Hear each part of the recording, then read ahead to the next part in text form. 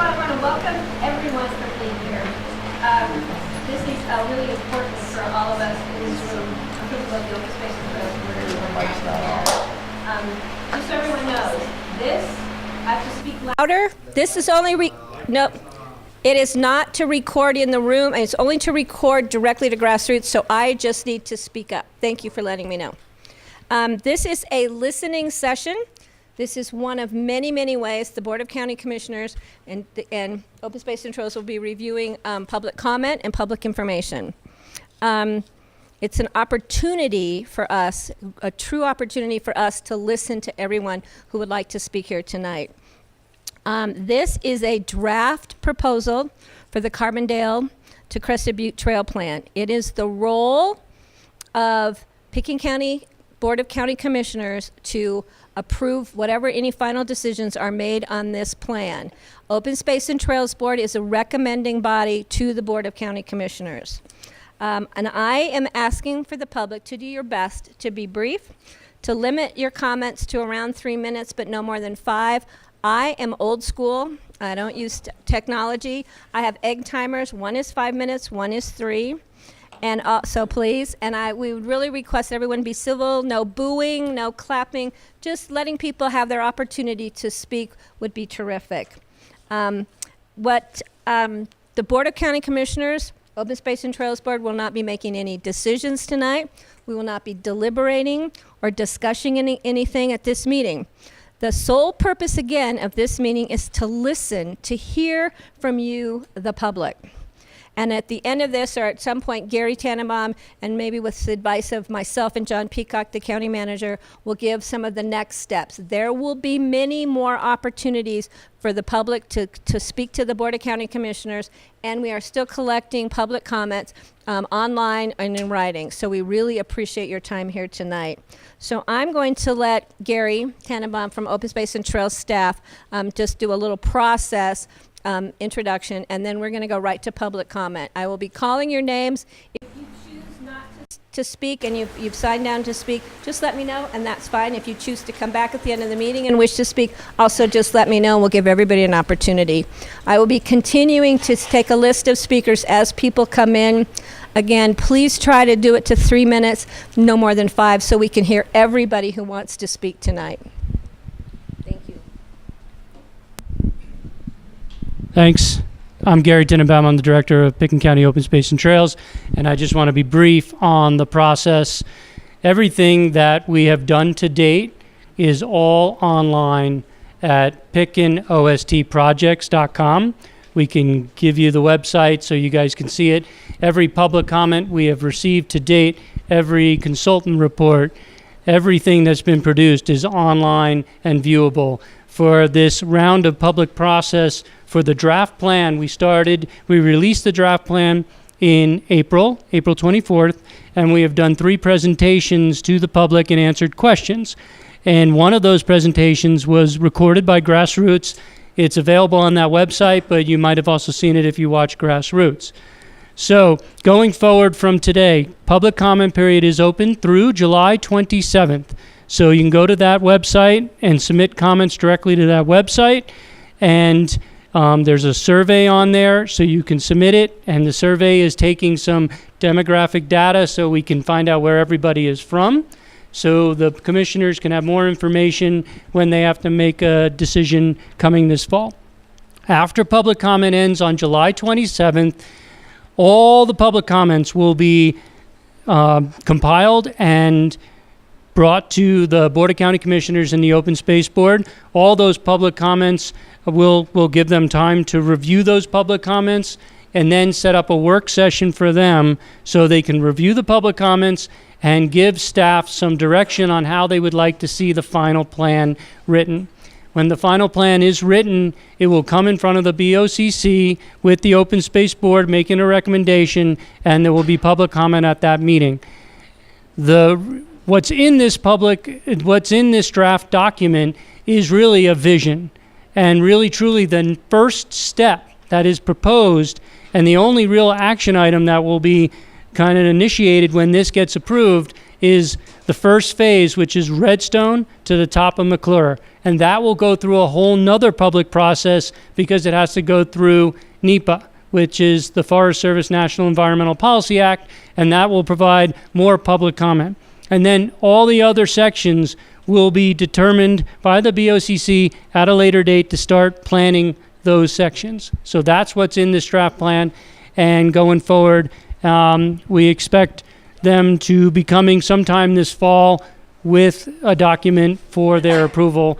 But as I said before, even when that gets approved, it's a vision for the entire corridor, and really, truly, they're going to phase it, and the phasing they choose first is the one that will move forward on with more public process to come. Thanks. I'm just going to add to that very quickly for the public. This all depends on whether or not the board chooses, the Board of County Commissioners decides at the end of the day to move forward with the trail at all. So those of you who are concerned about a no trail option, that's always part of a consideration. So the Board of County Commissioners right now is open to discussion amongst the board members at certain points after we have reviewed public comment, listened to public testimony, etc., before we make a decision on any phasing or any part of this trail moving forward. So, and another thing I have to disclose, I'm really horrible at phonetic decoding. So if I pronounce your name wrong, I'm apologizing ahead of time. But please, when you go up to the microphone, John, we're going to put this mic over there. Please just clarify your name for the public record in case I just called you by your first name because we're friends. So we need to move this over there. Oh, first name on the list is Kate Hudson, please.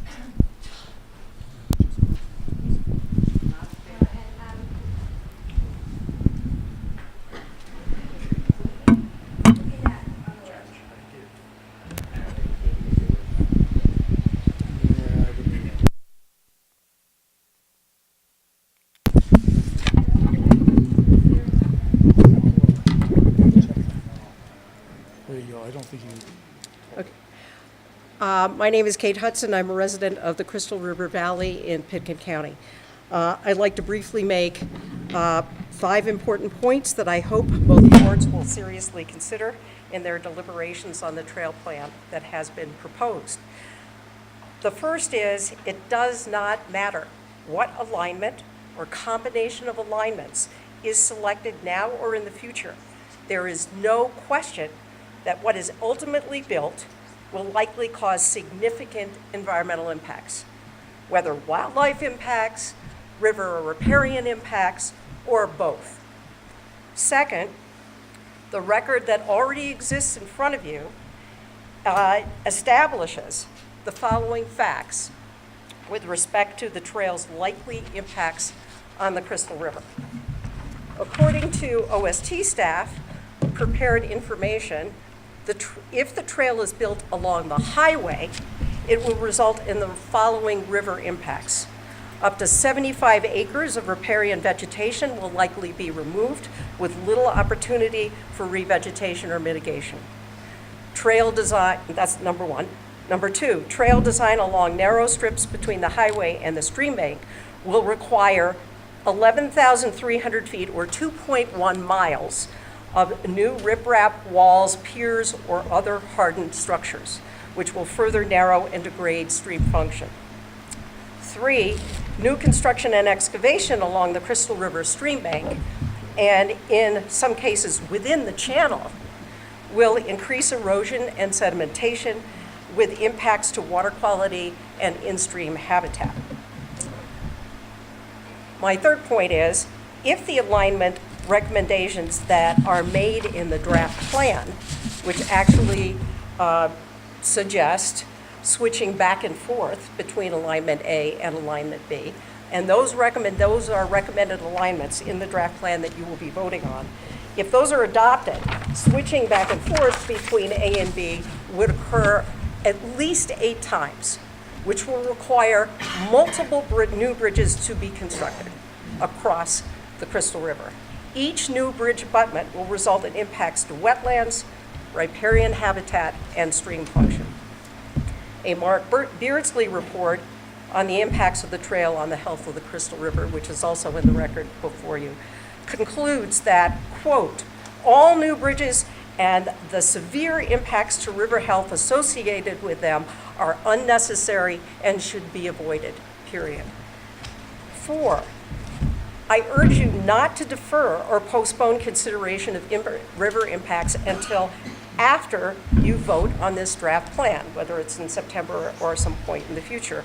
A trail project, in theory, can be developed in phases, but the Crystal River is not a phased environment. It is a whole, and any and all impacts associated by a particular phase will impact the entire river. My final point is actually going to read from the conclusion in the Beardsley report, which is then also in the record before you. This segment of the Crystal is generally a very healthy river, and special care is needed to protect it. Building a new trail up the valley will introduce long-term impacts to river health, and these impacts will be difficult or impossible to reverse in the future. It is important to weigh these sacrifices to river health alongside other environmental impacts such as wildlife, vegetation, and wetland, and the cultural resources against the social benefits of a trail. River impacts are especially important in this case, and considering these impacts when planning a project as big as the Carbondale to Crescent View Trail is critical in order to minimize the amount of permanent damage to a healthy river that itself provides great social benefits. Thank you.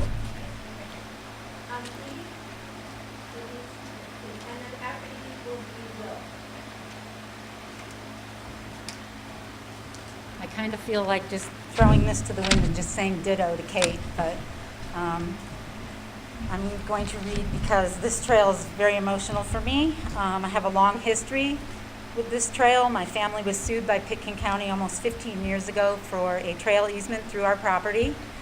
And throughout these many years, I've known that there was an off-highway trail agenda, and I've thought it was maligned all along. I'm not a scientist, but I do consider myself educated as to the Crystal Valley's wild lands, and I fully believe that any and every section of this trail, if it indeed must be built, should be well within the Highway 133 corridor. It's an area with undeniably heavy impact. While those areas considered critical habitat are a no-brainer for deserved protection, even the existing roads and subdivisions that are in the off-highway trail alignment should be valued for their more limited impact when compared to the highway corridor. I have so appreciated the words and advocacy efforts of a lot of local individuals that have advanced education and a lot of job experience that puts them in the scientific know on this trail, KNOW, with regards to dialogue over trail placement. Their knowledge and experience confirms that recreational benefit over environmental impact is an arrogant paradigm that must change. I've learned much about trail impacts, all of which bring me here today after all these many years, much more committed to protect my home valley than I was even when my family was in the throes of a very expensive and stressful lawsuit with my county. In spite of my history, my perspective is not political. Nature is not just another luxury for us to consume. Highway 133 exists as an obvious and necessary impact on the valley. If we must build this trail, the only somewhat responsible approach is alongside that existing impact. That's my opinion, but it's been supported over and over again by science. Thank you. Conservation Director at the Wilderness Workshop. As most folks probably know, we've been engaged in science and advocacy on this issue for a number of years. And I want to start by thanking the Open Space and Trails staff, the board, and the county commissioners. These processes are challenging, and I think in general there's been a lot of good opportunities for public comment. There's times where there could have been more, but I appreciate all the feedback you guys have taken.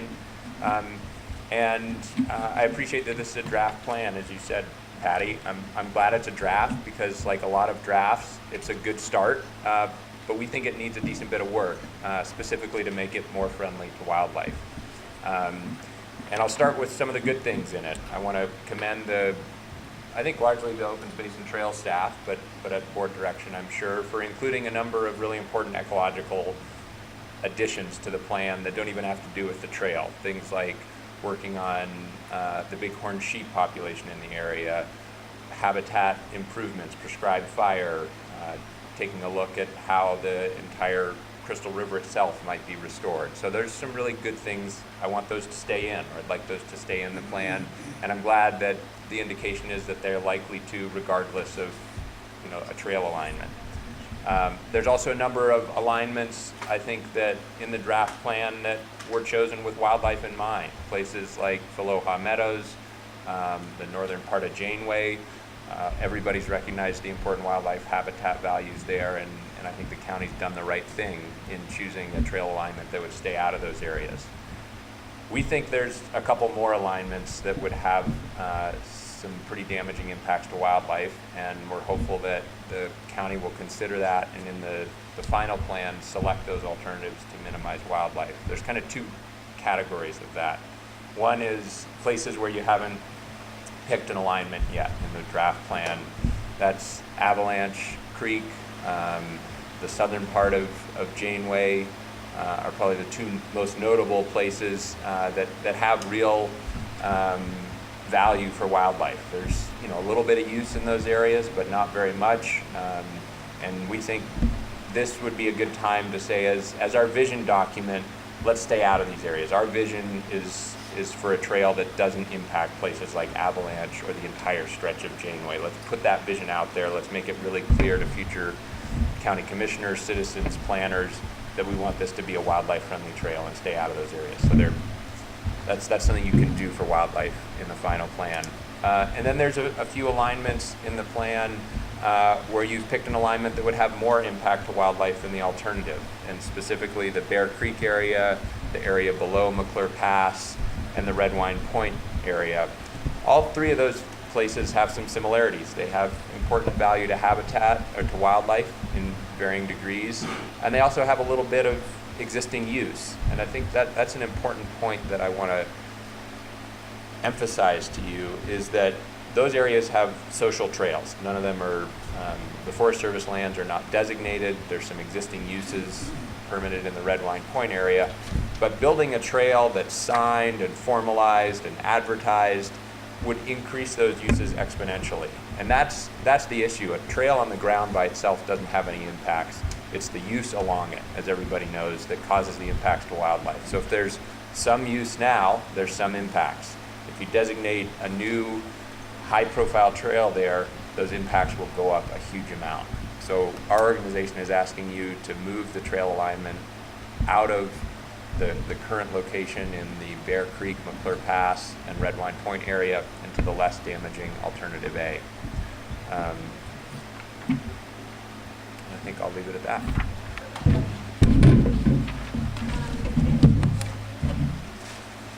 then after this will be John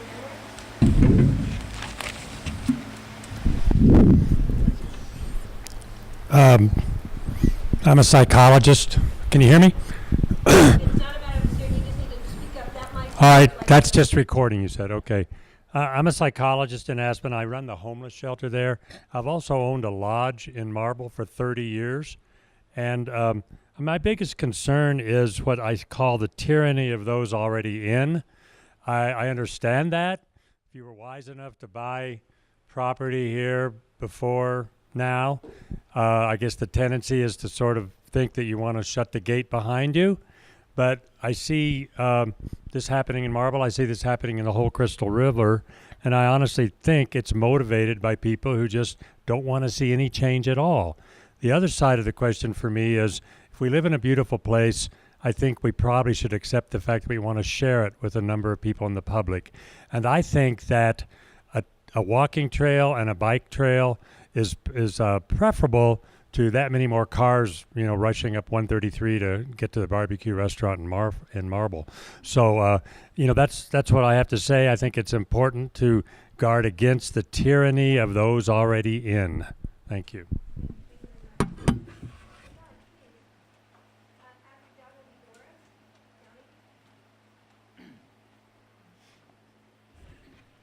My name is John Emmerich. And I think everyone has to pick up the microphone. Okay. It's okay, actually. We got it set for right where it is. Yeah. Okay, well, you want me to do it? Okay.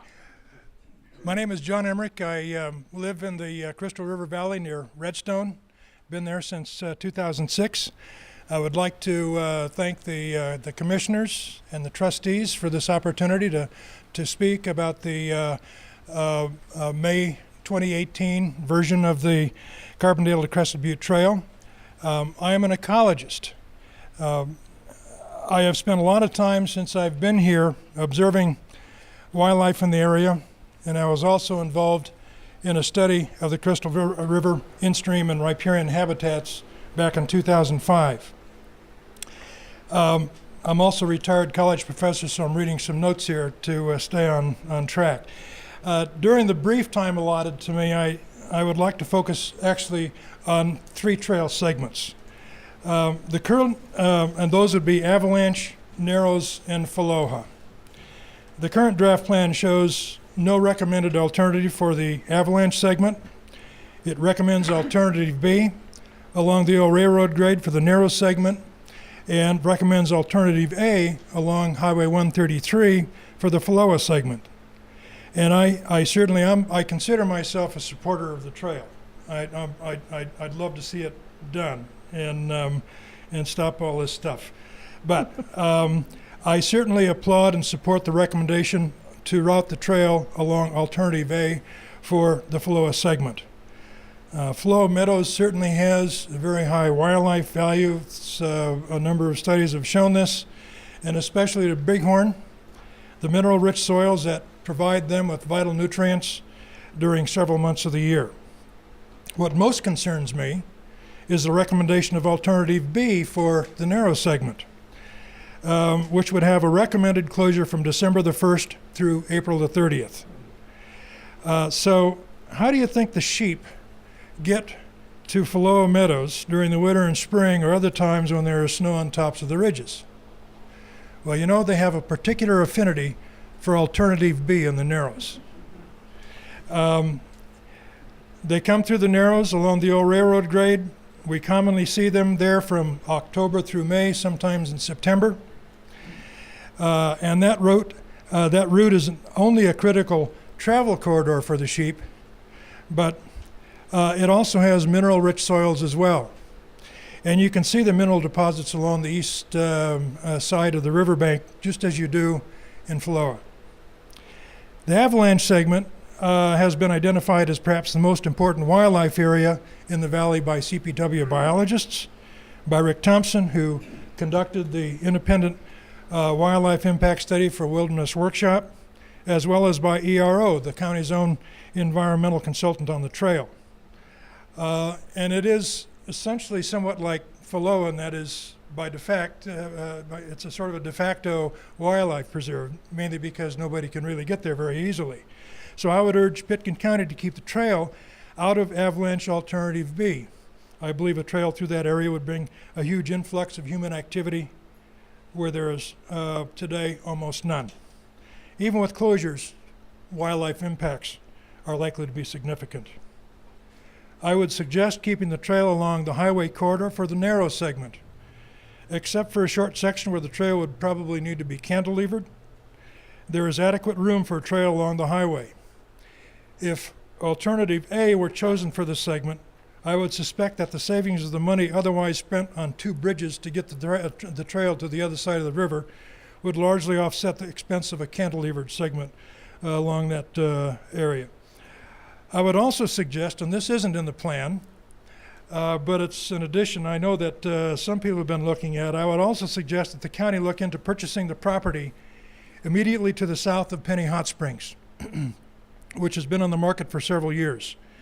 That might be an ideal place to offer safe parking, excellent wildlife viewing of Faloha, and a safe and sanitary hot springs appearance for visitors in our valley. Thank you very much for your consideration. Thank you very much. But the land just south or the house that's further south? Well, it's both. It's all the same property, I believe. It's between the river and the highway. Thank you. Yeah. Understand. Okay, so Doris, please. And then after Doris will be, I don't have my glasses on and I can't read this. Laura Meredith, please. My name is Doris Downey. I live about a mile south of Redstone. Thank you to the Pitkin County Commissioners for hosting this, and thank you to Open Space for all of their diligent, transparent, and competent work in developing the trail plan. I am wholeheartedly in favor of a trail system that connects Carbondale to Cresta Butte. The first step of the trail system, starting from Redstone to the top of McClure Pass, is a great start that will benefit the citizens, visitors, and businesses of Redstone. I envision a trail that accommodates all who want to walk, hike, run, saunter, explore, look around, and even bike. I support a trail that is off-road as much as possible. We are year-round users of the old McClure Pass Road, walking, hiking, and running in the spring, summer, and fall, and snowshoeing in the winter. And I agree with the Open Space and Trails assessment for the abandoned Bear Creek Wagon Road and the old McClure Pass Road, which in my 20 years of use, we use it almost weekly, certainly monthly, and wildlife conflicts have been very few in that time. A bike path on the highway, exclusively on the highway, will serve, in my opinion, the needs of a very small minority of potential users, competent bicyclists, the group that now rides on the highway itself. This past Sunday, I watched the Carbondale Trail for a little while. Kids on bikes with training wheels, moms, dads, grandparents walking, a couple runners, several bicyclists, one person pushing a baby carriage, a woman with her dog, on a leash I might add, two lovers who had stopped to look at Sopris and steal a kiss. This should be the user demographic we're wanting to build a trail for. Thank you very much. Thank you. So is it Laura, Meredith? Okay. Then next will be Holly McClane, please, and then after Holly will be Chelsea Brundage.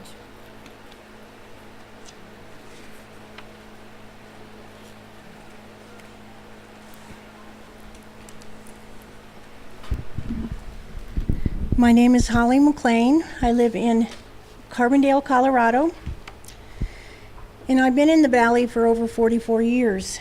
I used to live in Snowmass Creek, where we had an outfitting business for 18 years, and the wilderness, wildlife, and our open spaces mean a lot to me.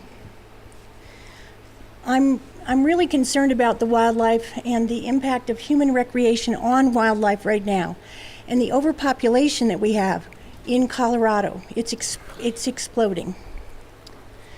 The BLM, the USFS do not have the money, nor do they have the people to oversee the bikers especially, but recreation use, human recreation use. And the impact on the wildlife is tremendous. If this trail is going to happen, I think it's imperative that we protect the wildlife, and it would be nice if it was a soft track trail, because people who are riding horses, people who are running, it's not as hard on their legs and their feet. Well, and horses cannot go on asphalt. They will fall down. They will. So I'm here to protect the wildlife first. Also, the 55 residential homes along Crystal River from Carbondale to Redstone, I'd like to see them have their privacy and let them be able to keep their peace and solitude and enjoyment of their lands and the wildlife along that corridor. So if you must do this, put it in the highway corridor, not on the Phaloa Meadows, not in the Narrows, not on Avalanche Creek. Somehow protect the wildlife and the people who live there. That's why they moved there. That's why they live there. They want the peace and quiet and solitude. And we want to keep it that way. So that's it. Thank you. So Chelsea Brundage, and then after Chelsea, Elizabeth, is it Healy? T-H-E, Healy? Perfect, thank you. You'll be next. Thank you.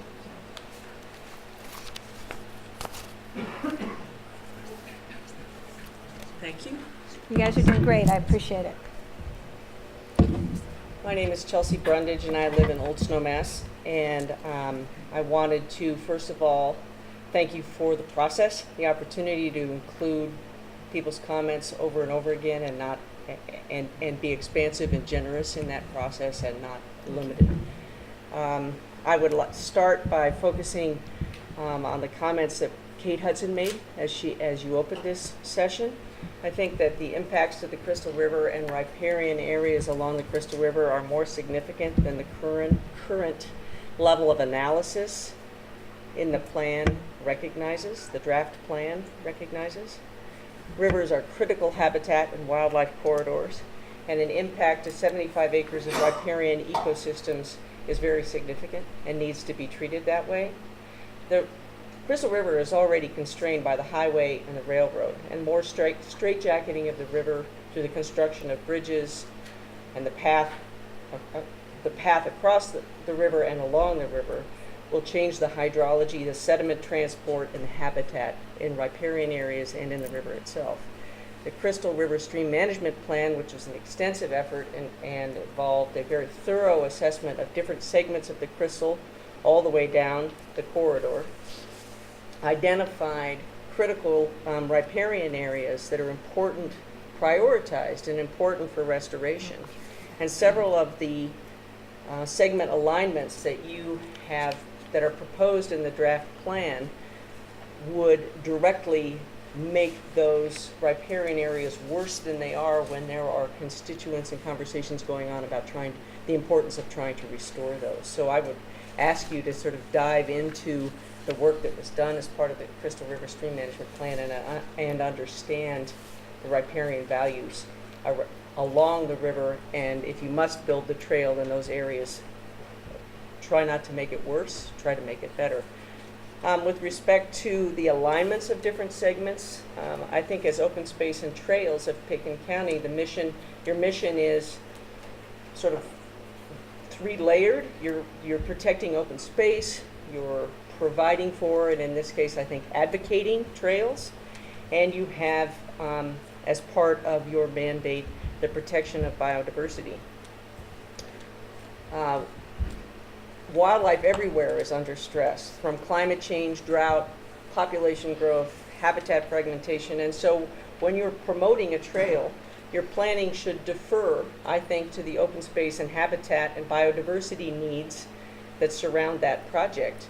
There are segments in the plan for the trail where alternative B is proposed, or the analysis of alternative B shows very clearly that there are much greater impacts on wildlife and wildlife habitat, and it seems inconsistent to me as an observer that given the mission of Open Space and Trails that there would be reason to promote or advocate for a routing in those sections where the impacts to wildlife and to habitat are worse or more impactful. I think Will Roush spoke well to those specific segments, and I would refer you to his list. Let's see. I guess I have a question. I appreciated the woman who spoke a couple people ago about the enjoyment people will have in the trail experience. The experience of trail will give these people to enjoy nature and habitat and views of Sopris and being outdoors. And I challenge that a little bit. In my experience in this county, when people are on trails, they're kind of going somewhere. I mean, if the Rio Grande Trail is any indication, people get on that thing on their feet or with their dog on a leash or on a bike because they're going somewhere. And the sort of relaxing and enjoying wildlife and figuring out what deer do and where flowers grow seems to happen more in remoter wildlife or remoter wilderness places. So I would just ask you us all to be honest with ourselves if the alignment preferences for this trail, to the extent that they go through more wild areas, are really necessary, because my sense is that people riding or using a trail from Carbondale to Crested Butte are trying to get down that trail, not linger and mingle with nature. And to the extent that they're mingling with nature, they're impacting wildlife that have probably had enough impacts. Chelsea, you need to start drawing. And my last point is that while I understand that this project is huge and will go beyond the term of service and lifetime of a lot of us, I would caution you to, I caution you in approaching this project in a segment by segment way. And I wouldn't want the long-term nature of the project to rationalize or to be used to rationalize approving just the first segment without consideration of later segments, because a trail system like this will have cumulative impacts. And to the extent that one segment disturbs habitat somewhere, wildlife will be pushed somewhere else. And so if you look at these things in isolation, you will miss those overlapping impacts, and I hope you'll look at the whole project as you go forward. Thank you very much. Thank you very much. So next we have Elizabeth, and then we're going to do, I think it's Philip Youngman after Elizabeth. Hi, my name is Elizabeth Healy, and I live up above the KOA south of Carbondale. Lived there since 1994. My occupation is that I'm an artist. I plein air paint outside, and I've been doing that since 1998. What I've noticed, my experience since the 133 corridor has been declared a scenic byway, there's just a very big increase in traffic. That really has nothing to do with the bike path per se, but when I get out there and I work in nature, and I work in all these specified areas, I've noticed a great decline in animal traffic. I also live in a neighborhood where we used to see a lot more wildlife, and that has declined as well over the past, it's hard to say exactly, but 10 years. And so I'm not for the trail. A good reason beyond the wildlife is that it directly impacts our neighborhood. Since the BRB campground was designated the KOA, there's been a lot more foot traffic, people just curious, coming up the road, checking out our neighborhood. I'm concerned about the increase of people traveling, whether it be on the bike path, gathering entrepreneurs, setting up shop for destinations for bike pathers to travel up the Crystal River. I've seen a big impact with a couple of restaurant businesses. I won't say their names, but it has greatly impacted the Marble area. And, it's hard on people who own homes and purchase their, expensive homes for privacy and peace of mind. And so that's my opinion. Thank you. Thank you very much. Philip Youngman, and then after Philip will be Jim, and I'm sorry, Jim Krishvinik? Jim K. Jim K, you're next after thank you. After Philip. Thank you. I was close. All right, my name is Phil Youngman, and I live on Doré Way near Redstone. I want to start by thanking the previous commenters who have drawn attention to the wildlife and riparian impacts, which concern me as well. I think those are paramount importance. But I'm going to comment on a different aspect of this whole subject, which I think is important to many residents along the proposed trail. And it's gotten very little attention and needs to be addressed by the BOCC. Doré Way is an example of a trail segment where it's proposed that bicycle and pedestrian traffic share a narrow, unpaved, single-lane road with cars. And I want you to be aware that already segments of the proposed trail route, like Doré, are problematic. When a car meets a car going in the other direction, somebody has to back up and make way.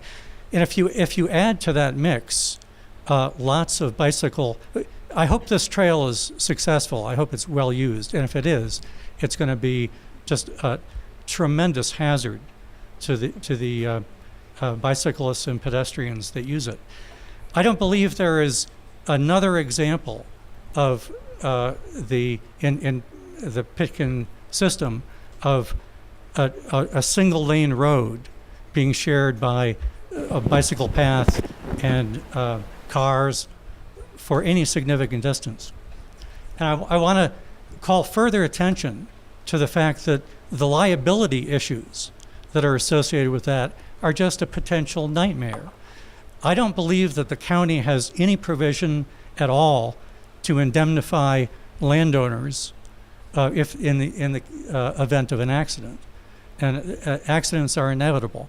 I think there is a state program that provides very modest levels of indemnification, just completely inadequate. So what you would be doing along trail segments like Doré is creating a very hazardous situation and leaving private landowners holding the liability bag. And I can't believe that the BOCC is aware of that situation and would allow it to occur. It's just extremely irresponsible, reckless, and I just can't believe that that's being considered. And I think I'll stop there. Thank you. Thank you. Jim, and then we'll go to Bill Hanks. And Bill, we are not deferring time to anyone. Everybody gets their 3 to 5 minutes individually, not cumulative to others. So, Bill, you will be next.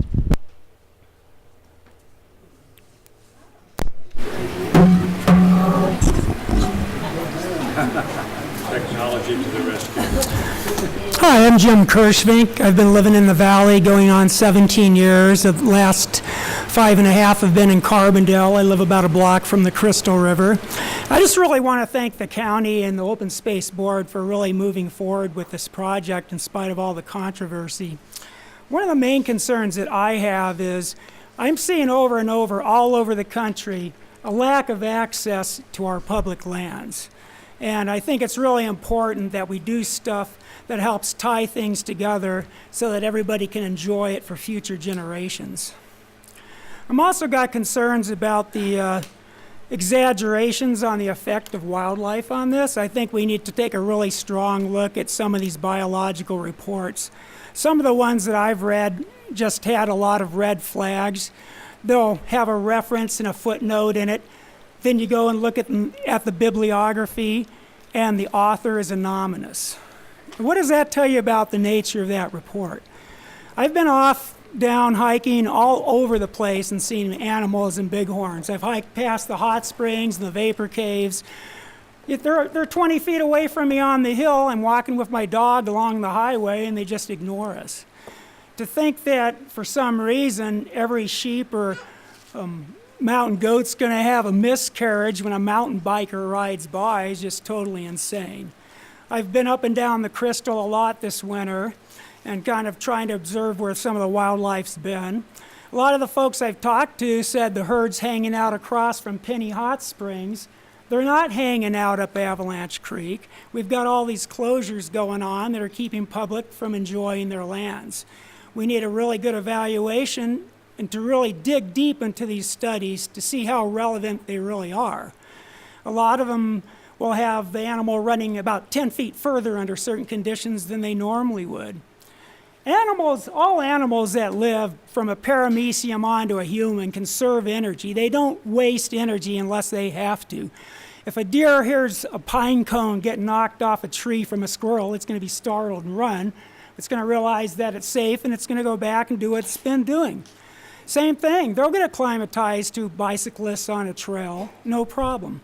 It's just a matter of we need to take a really good hard look at where we want this valley to be in the next 150 years if people can even access their public lands anymore.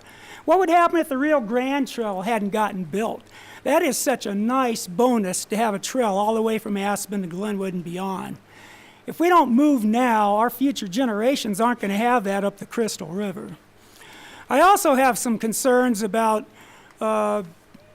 the effects on the Crystal River of this trail. I just certainly don't see how a 5-foot wide bicycle path compared to a highway and all the subdivisions and development up there are going to really be harmed any worse than it is.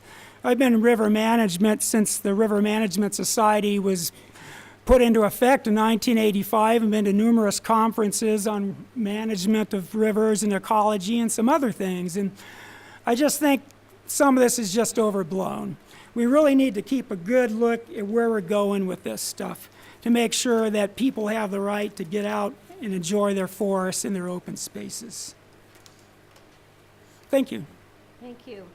So Bill Hanks, and then Peter Westcott, please, next after Bill. Thank you, sir. Bill Hanks, resident of the Crystal River Valley, up around Avalanche Creek. I've been a resident for about 47 years. My background is a science educator, retired. This trail first came to our attention in 2002. In 2002, we heard about a string of pearls, and those pearls being acquired properties on the east side all the way down from Floa Meadows. And that caught the caucus attention.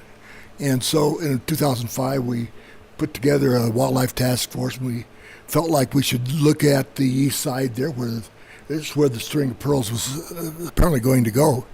And so we did work on that for a couple of years. We had notable people on that wildlife task force, and one in particular, John Seidel, wrote the preface and provided much of the guiding force and on that report. It was adopted. Parts of it, sections 1 to 6, were adopted and presented to the county commissioners in 2007. So that wasn't the first study, I don't think, of the valley.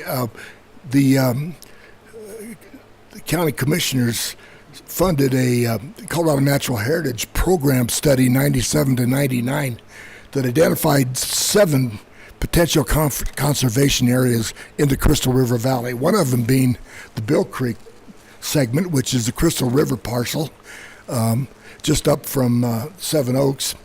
And they identified that with the critical wildlife rare elements in there, one being the stream orchids. And that is one of the places that it appears that alternate B will go through that parcel above the BRB. And that's quite a wide stream area there. They'll have to span a great deal. It'll be quite a bit of destruction and expense to take the trail. I think it's bridge option number 2 or number 3 in that area. I want to thank you, OST and the board, county commissioners. I've been impressed with your presentation and your community and your public input, the public input that you've taken, and I hope you, like I, have read all of that public input, because it's been so great input. I would defer to people like John Seidel and Kevin Wright. I would defer to people, to the Wilderness Workshop, Will Roush, Sloan, the study they did and funded by Rick Thompson. We've had study upon study. ERO's study identified 8 very, very diverse locations in the Crystal River Valley. One of them is Avalanche Creek, and that's, of course, my backyard. And I would ask the new members on the OST board, and there seems to be quite a few of you, hope you'll go back and you'll read all the input that's been given, because it's been outstanding. And again, I would also maybe, as a last point, ask that maybe we get some better demographics, bicycle demographics. Who are these users? The Crystal River Trail will be different than the Clear Creek Trail or the Rio Grande Trail because of its of its topography and it's because of its habitat and its critical character. And let's make sure that we don't make a one size fit the Crystal River Valley. One of the core values of the Crystal River Valley is to preserve the rural character of the valley. That was in the master plan for 2003. Let's preserve the core value of the Crystal River Valley. I'm not so sure that 7 or 8 bridges and all their impacts are going to do that. Again, thank you very much, and I want to just thank the Wilderness Workshop and all the people that don't want to be thanked that are also involved in presenting and in giving you guys the background information you need. And I hope that you'll really, I know some of you have spent a lot of time on it already. Thank you very much. Thank you. So we have Peter Westcott, and then I'm going to go to Chuck Ogilvie after Peter. Hi, I'm Peter Westcott, and I live in Eagle County and up on Missouri Heights, so thanks for even allowing me to speak, because I'm not in Pitkin, I'm not up the Crystal. I've been an environmentalist since I was in junior high. I'm also a bike rider. So when this trail came along, I was like, oh, I'm conflicted, what do I do, what do I do? And so when Wilderness Workshop said, we've done a study, we can tell you what the impacts are on the wildlife, I was excited to go hear about it. And then I was terribly disappointed because the study did not have very many, it wasn't a comparable study. It was in a wilderness area with no road, with no trails, with no anything. And it said that the deer were going to run a 1/4 mile when they were startled. And I was like, no, that's not a good study. So I asked him, why didn't you study the Rio Grande Trail? Here it is right by, it's going to be a lot of the same population using it. It's probably even in a more pristine area because there's no highway right next to it most of the way. And they said that it wasn't comparable. So I was totally confused, and I came away saying they commissioned a study that they wanted to have a certain conclusion. So, am I for the trail or against it? I think I'm for it. But I'm not totally convinced yet because I don't know what the true impacts are on the wildlife. My impression are that it's going to be fairly minimal since there's already a highway running probably within 30 to 50 yards of where most of the bike path is going to be, or sometimes right next to it in the current alignment.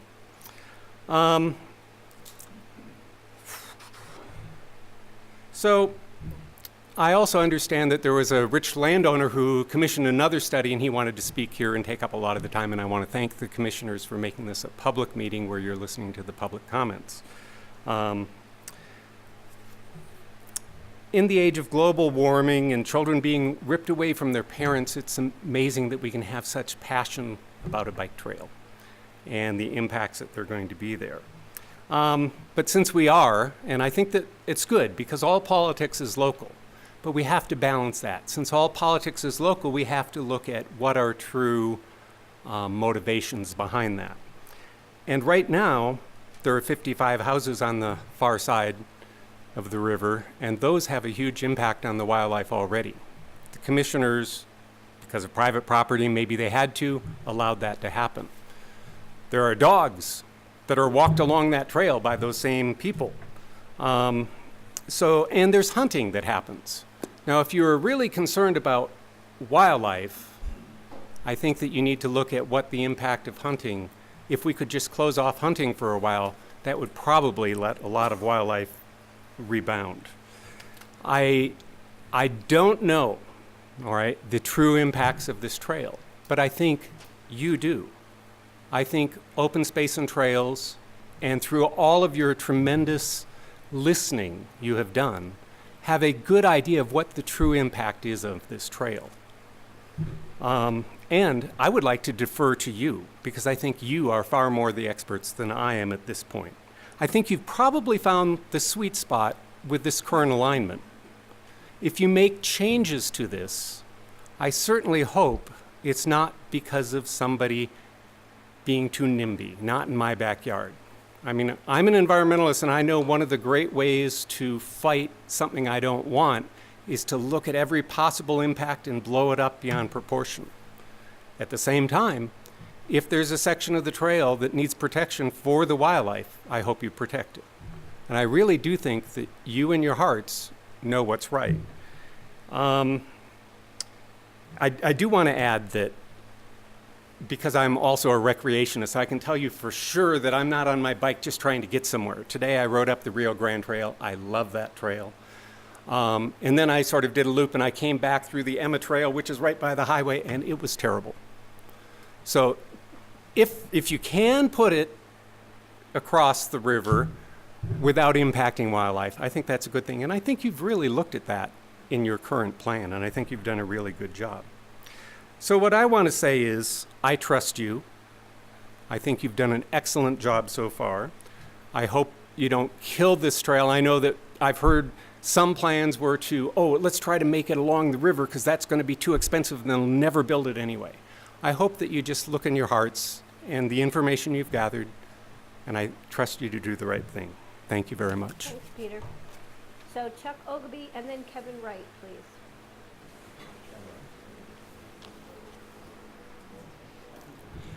Chuck Ogilvie here, Crystal River resident for quite a while now. I should have worn long pants. Sorry to have to make you look at 75-year-old bird legs. But you know what? These bird legs still love to get on the Rio Grande Trail on a pair of rollerblades and go up to Basalt on a Sunday and have lunch or breakfast, late breakfast at Cafe Bernard and head back. I don't know what I love to do more than that. We probably do it 10 or 12 times a summer. I love bike trails. But let me just go back just for a second, because John Emmerich had a great idea that you guys need to consider, and that is buying Sharon Boucher's 6.5 acres at Faloa Meadows. I have inside information that if you act soon, you probably can get a pretty good deal. She passed up one here not too long ago, and the price has been reduced. Not only viewing, but protection of Faloa Meadows, which we all love and cherish. I love the idea of this trail. I can't hide that as much as the speaker that just spoke. I think this is a people trail. And it is something that I would love to see in this valley. We have a heavily impacted route already. It's been historically impacted. It's impacted today. Maybe a few more people riding their bikes and walking on the trail will keep the deer away, farther away from the highway, so that the carnage that goes on in this valley and on Highway 82, and all you have to do to realize that carnage is get on this bike trail first thing in the spring and ride up to BRB and smell the animals that are still there that didn't get carted away all winter long by the DOW or the highway patrol or whatever. I know that's a way out kind of example, but it's true. The other thing is, I agree with the previous speaker that hunting, yes, I can go out tomorrow. I've hunted for 40-some years. I can go buy my license and I can go shoot an elk or a deer. That subject never comes up in these discussions on how to preserve wildlife. The other thing, the bighorn sheep population, I can draw, along with all the people in this room, to get the one license that will kill that full curl ram that lives at Faloa Meadows. Why in the world are we doing that? Can you imagine the impact of shooting the most beautiful ram out of the herd every year? And yet we continue to do that. And we're worried about my impact riding my bicycle or rollerblading down the bike path. Anyway, I'm in favor of B. I think we ought to make this a beautiful bike path for people, and I think the wildlife will adapt just beautifully. Thank you. Thank you. Kevin Wright, please. And then after Kevin Wright, we're going to go to Paige Meredith.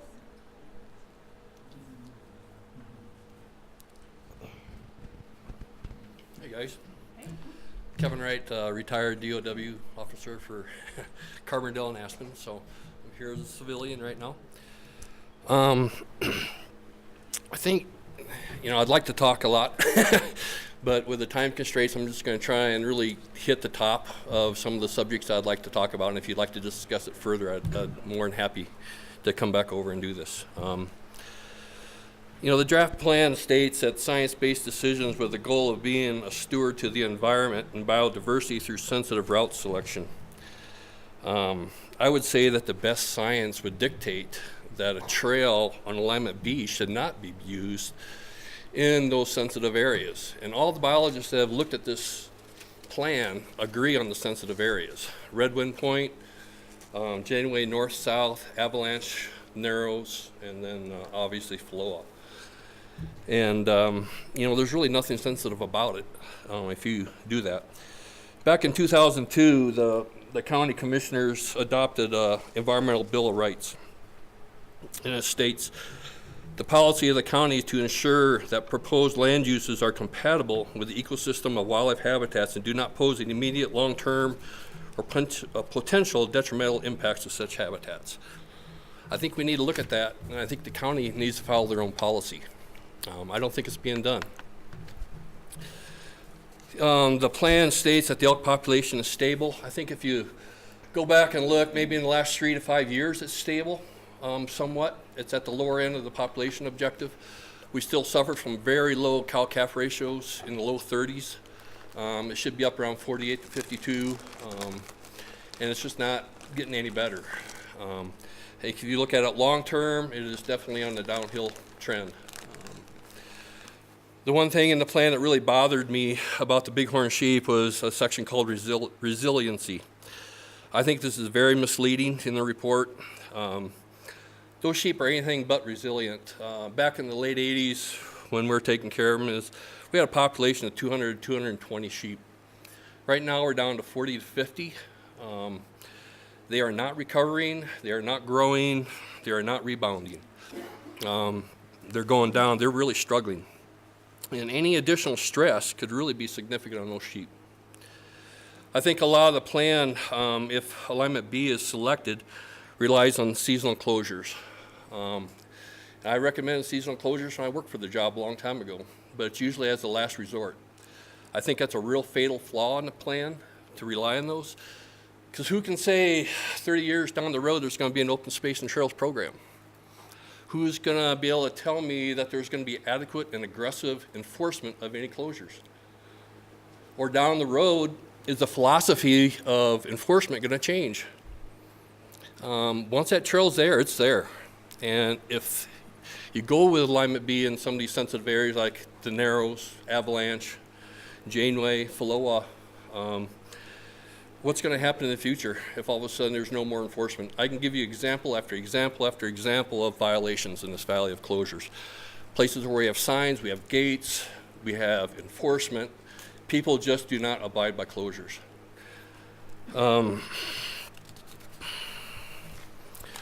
I think another point, if I go through some of these sensitive areas, the Red Wind Point, for example, the report states the majority of the bighorn sheep habitat is in the upper pastures. That's not entirely correct. The real important and critical parts of that population is along the cliff bands. That's where we've trapped them. That's where we have radio telemetry. That's where we have personal observation. Those cliff bands are very critical to those sheep. Janeway North, I'm really pleased to see that the plan recommended alignment A for that on the highway side. That's great. But I don't see why it used the premise of high quality habitat as one of the reasons it went to alignment A. Janeway South, Avalanche, the Narrows, and Floa are all high quality critical habitat areas. So why was that not removed under the same philosophy? Avalanche, that one really bothers me. I think you can't separate the Narrows from Avalanche. I think those two need to be considered together because of the critical nature of the wildlife area in there. You have a major creek crossing, floodplain issues, debris flows, high quality habitat, pristine meadows, ranked number 3 most biodiverse by the CNHP. So I guess why would you even think about running a trail through there? That's just, to me, that just goes beyond me. If there's any kind of environmental conscience at all, it should be removed. It shouldn't even be considered. And the same with the Narrows. It's taken that place decades to recover over the years from when the railroad ran through there with the marble. It's a really important place for bighorn sheep. Those bighorn sheep can't take a lot more stress. You know, and I think if you go through and all the land use reviews I did for you guys over the years, it wouldn't be allowed. Plain and simple. I think it would be nice if open space and trails could follow the land use code and follow your own policy guidelines. And if you want to go into any more detail on this, I could talk a long time. But if you have anything else, please give me a call. I'll come back over from Crescent Butte. Thank you, Kevin. Thanks. So Paige Meredith and then Leslie Thomas, please.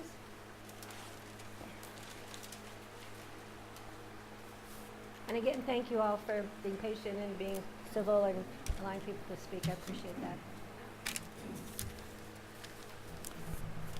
My family has a half mile of the Crystal River Valley frontage, which includes the former railroad grade. I have calculated that the proposed 10-foot wide paved bike path from the KOA campground to the North Redstone Bridge will consume about 11.5 acres of ground. That's just the paved part, not the buffer zones that would be affected on either side. What would be Pitkin County's response if my family proposed a paved square or rectangular bike park with ramps, jumps, all the accoutrements on our property, which is adjacent to the river? And build one that covers 11.5 acres. Maybe I'll come to you someday with a proposal for that. Second question.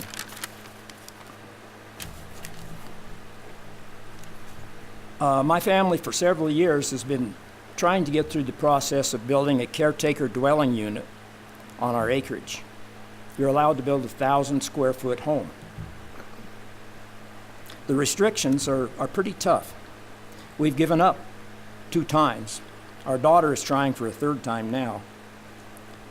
Now, when you read all of these steps that you have to go through to build a CDU, it's really a daunting process.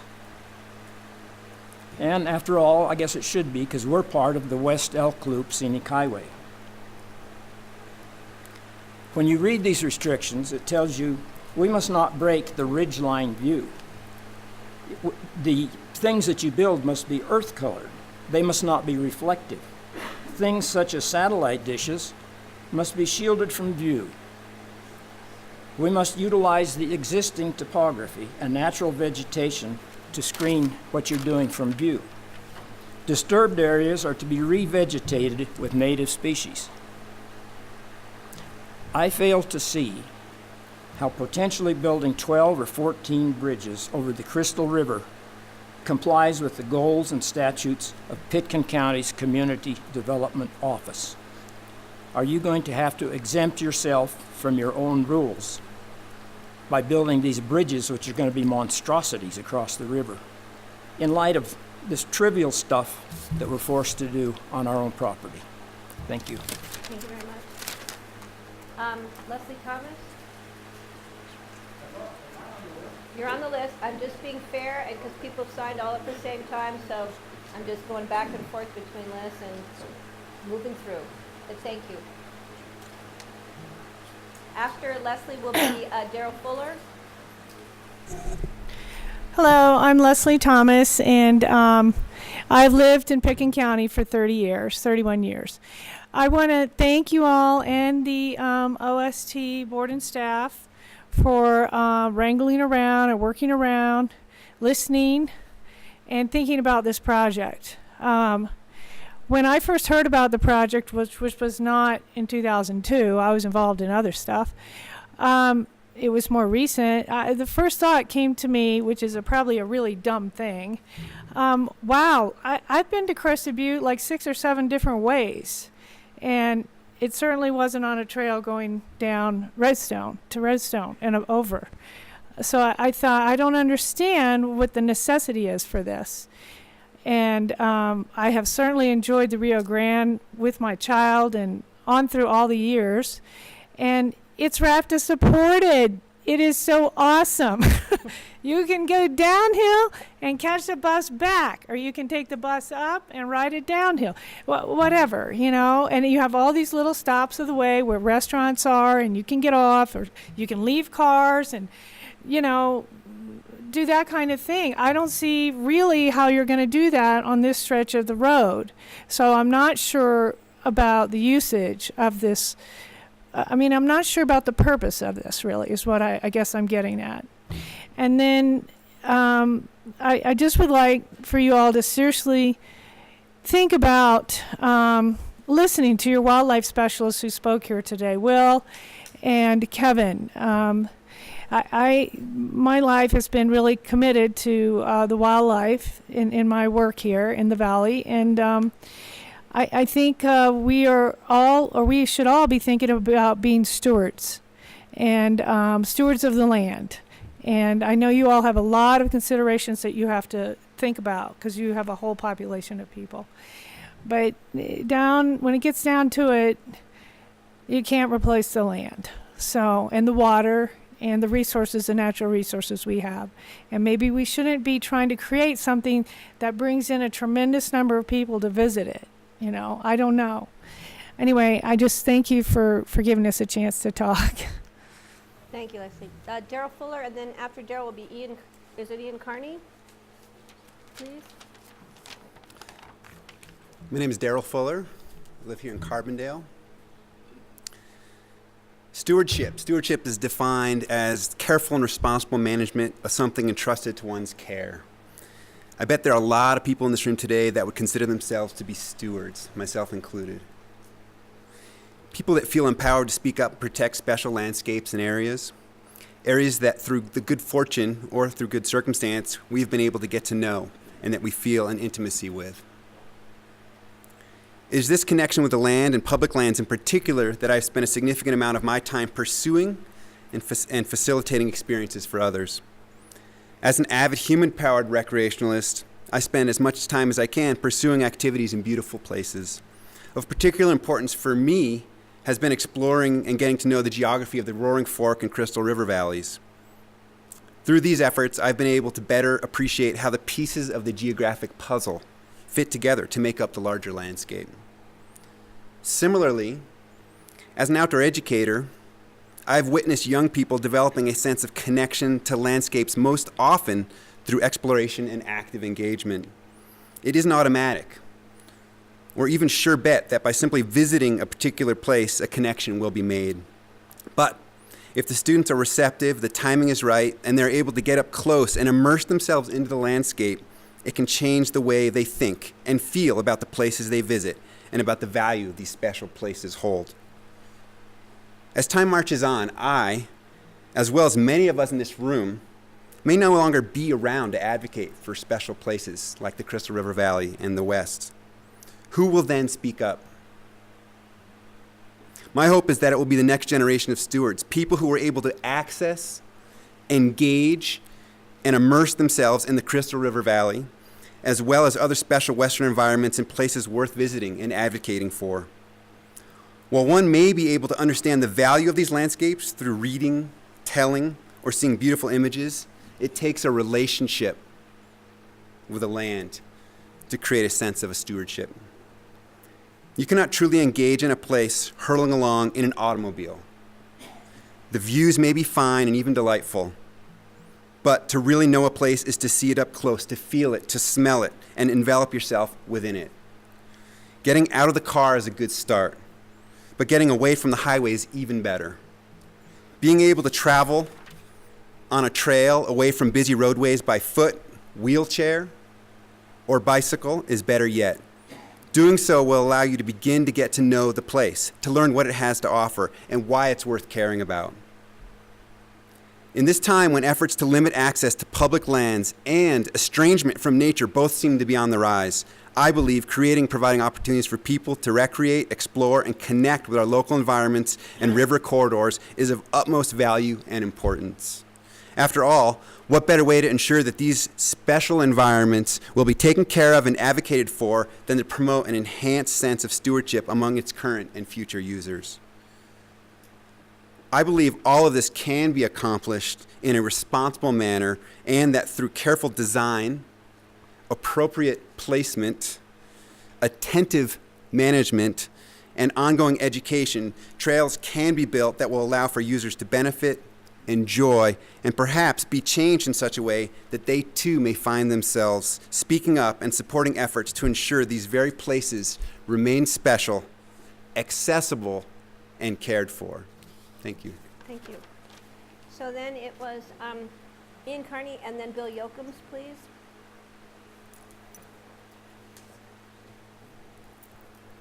Hi, my name is Ian Carney. I have a degree in wildlife biology. I was born and raised in the Crystal Valley and have been here for 50 years now. And the one thing that I think hasn't been considered in the alignment is the bandit trails. And so when you consider when the trail goes up, these special spots like he just talked about, being a steward, is how a bandit trail is going to connect from one spot to another, up Nettle Creek, Coal Basin. So having you guys relook at what you want left wild. I'm not for any trail at all. I don't think we can stop the progression of recreation, but I think you guys have a powerful position to limit the bandit trails. And I just want to give you one example that I have. And that's with the elk. I run a ranch south of Carbondale, and the elk now migrate about a quarter mile. When I was a kid on Bob Perry's ranch, you would wait till December, January. The elk would come down. Marge would write me a letter telling me to quit harassing the wildlife and tell me to stay at home. And the elk would leave as soon as the snow melted. Now the elk are in the hay fields, right along these riparian areas. I don't really care what the wildlife reports say. Wherever there's not people, that's a special spot for wildlife. This morning, we have 80 acres of hay down right now. I have to have guys walk in front of me to kick the calves out of the field so I don't mow them up. And so everybody says private property isn't a place for wildlife and it's been disturbed, but all 52 pieces of property is only disturbed by one person. And so I think, these people that have property and watching those bandit trails and what happens around private property pushes the animals down.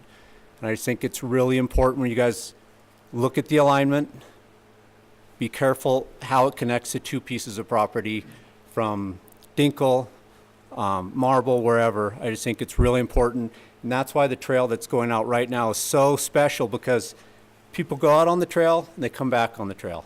They don't go out and then they have a different destination of Old Snowmass, or, we all know people that ride 100 miles on a weekend. And people are going to find those spots, and every one of those drainages, if you have a trail at the bottom, is going to be ruined. Thank you. Thank you.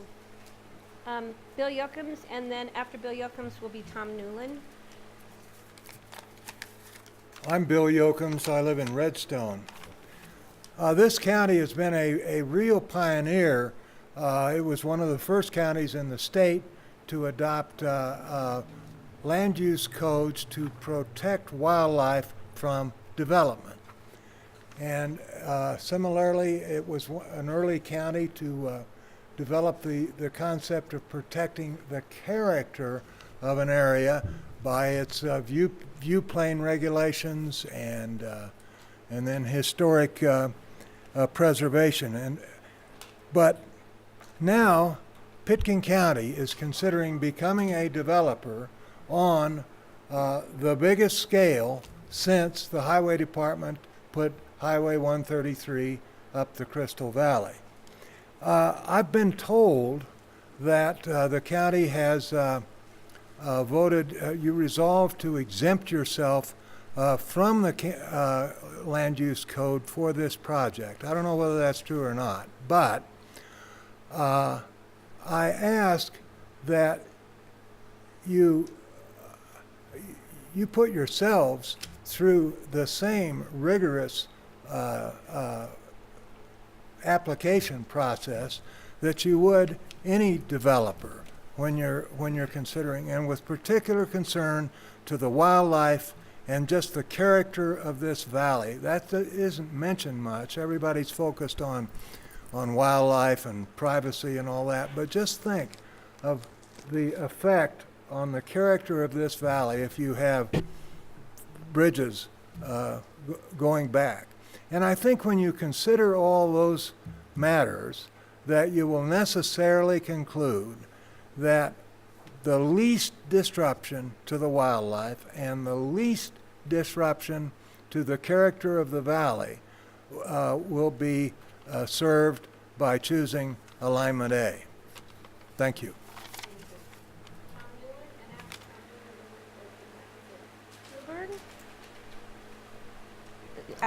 Pyburn, Mike and Pat after Tom Newland, please.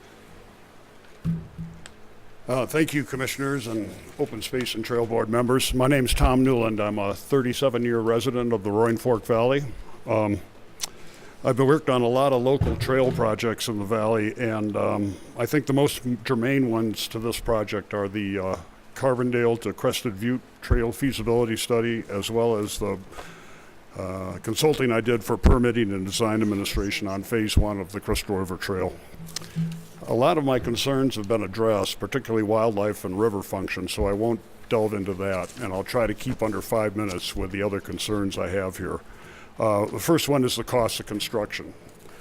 Now, I went out and verified these costs, and how I did it is I did it in independent analysis in collaboration with High Country Engineering and Site Improvement Services. We looked at both alignments in the field. We looked at unit costs for the trail sections, and we also developed recent local project bids for similar construction. We found that the highway alignment costs could be reduced substantially to $40 million from $100 million in the study. This was realized through finding over 70 different areas along the highway alignment where the cross sections could either be changed or the trail could be removed from the highway and taken down to the river. We also looked at, had significant reductions in both the linear foot costs as well as the miscellaneous costs, so that's how we got there. You know, my take on this study that I did is that the county estimates seem to be skewed in favor of the railroad alignment. I agreed with Gary Tannenbaum when he said publicly that the trail costs at this point are just engineered guesses. Look, these costs are too fuzzy at this point to really be taken seriously, I think, and in no way should they be used as a fatal flaw for either alignment. I'd like to address user experience and user safety. You know, user experience is a very subjective criteria. It completely depends on one's perception of the facilities and the surroundings. There's a misconception out there, I think, that the highway alignment will result in a trail that is crammed right next to the highway all the way up to Redstone. In fact, if it's designed properly, over 60% of it can be removed from the highway alignment, and all of the trail from along the highway alignment will be physically separated either by grade, by distance, or by barriers, or a combination of all three. When you think about it, the highway alignment is really just an extension of what we have out there now to Seven Oaks. Have you heard any complaints about user experience in that area? I haven't. I heard some other things through this process that I want to address. The first one is that highway alignment puts users in danger because it's so close to fast-moving vehicles. This simply isn't true. There is virtually no chance of a vehicle-trail collision due to the engineered safety standards used in trail design. Another thing I've heard is that the subdivision roads can be used as trails and shared with vehicles. Actually, the railroad alignment might be more hazardous to trail users than the highway alignment because of all the hidden driveways, the obscured sight lines, and the very narrow road platforms that these one-lane gravel roads are on. Something else I heard is that there are too many debris flows and washouts along the highway alignment. Look, there's mudslides, debris flows, and rock falls occurring on both alignments. We just don't notice them on the railroad alignment because we all use the highway to get up and down the valley. The highway alignment can actually be cleared and opened faster than the railroad alignment during a mudslide, primarily because it's more easy to access, and CDOT's out there anyways, cleaning the road. I want to talk a little bit about some future technologies that will soon be forcing a sea change in the way we travel. Close to time, Getting low? please. How many more minutes? Well, I've already kind of let you run, One? so, yeah. All right. All of these have been addressed except for my final comments, and I'll go to those right now. The highway alignment makes the most sense from an accumulative impact standpoint. A transportation corridor already exists. Why would we want to create another one at the expense of wildlife, the river, and the people living in the valley? The highway alignment may be less expensive to maintain and operate, less need for patrolling, and no need to assure compliance with closures. And as I pointed out, the highway alignment costs are manageable. I hope you see from my comments that selecting any preferred alternative at this point is premature. It locks you into when further study is necessary and its impacts become permanent. Rather than generalizing from the past to predict the future, I think we should be preparing for a desired future and realizing ways to achieve it. I urge you to engage the community more early and often in the planning process. I have found through experience that a community engagement process that includes open and meaningful dialogue between citizens and their government, one which gives citizens an opportunity to help craft the eventual result, will create consensus and provide success. Thank you. And I want to note for the public that Tom, thank you very much, did submit written comments to each members of these boards for us to read and a copy to go into the public record so everyone will have access to his comments in writing. Thank you, Tom, for doing that. So next were the Pyburns, Pat and Mike. Mike, would you like to go first?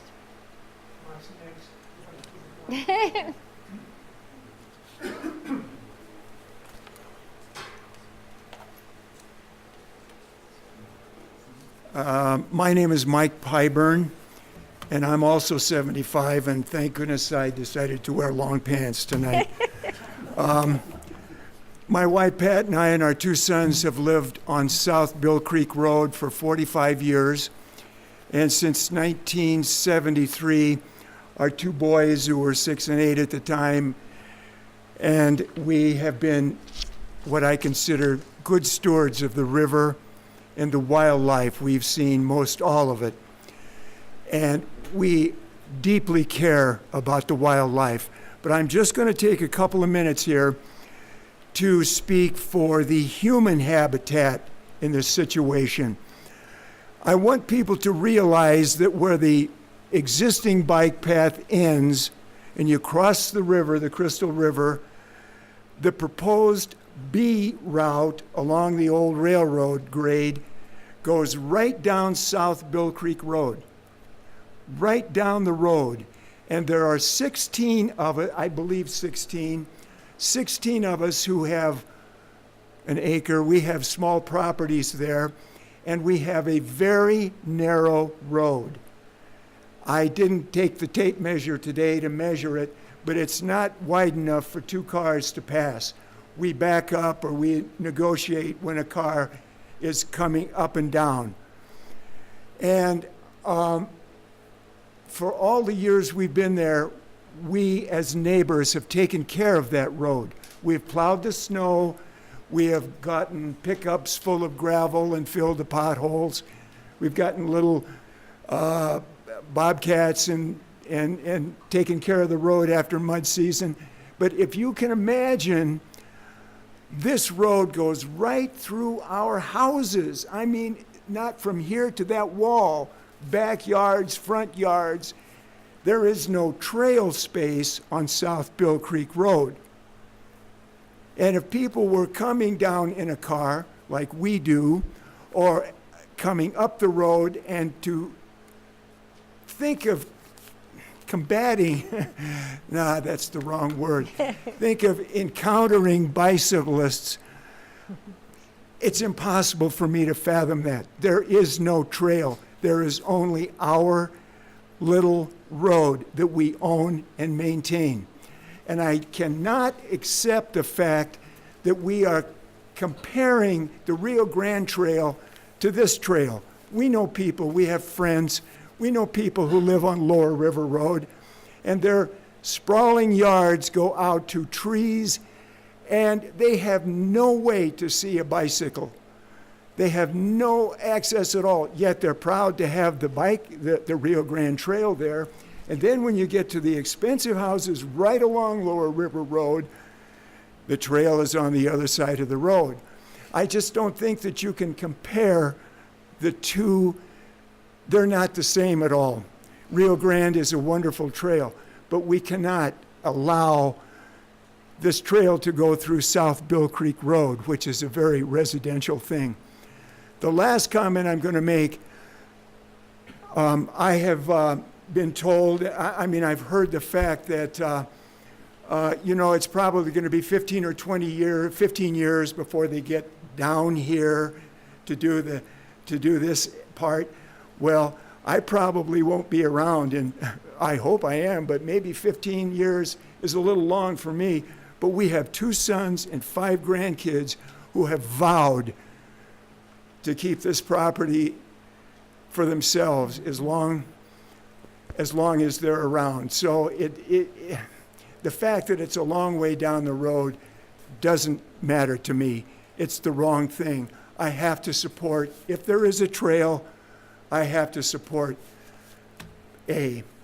I was going to read a quote from Tom Newland, who just spoke right before me, who spoke at the wonderful meeting at the firehouse in Redstone, and the article was 1 week ago today in the Aspen Daily News.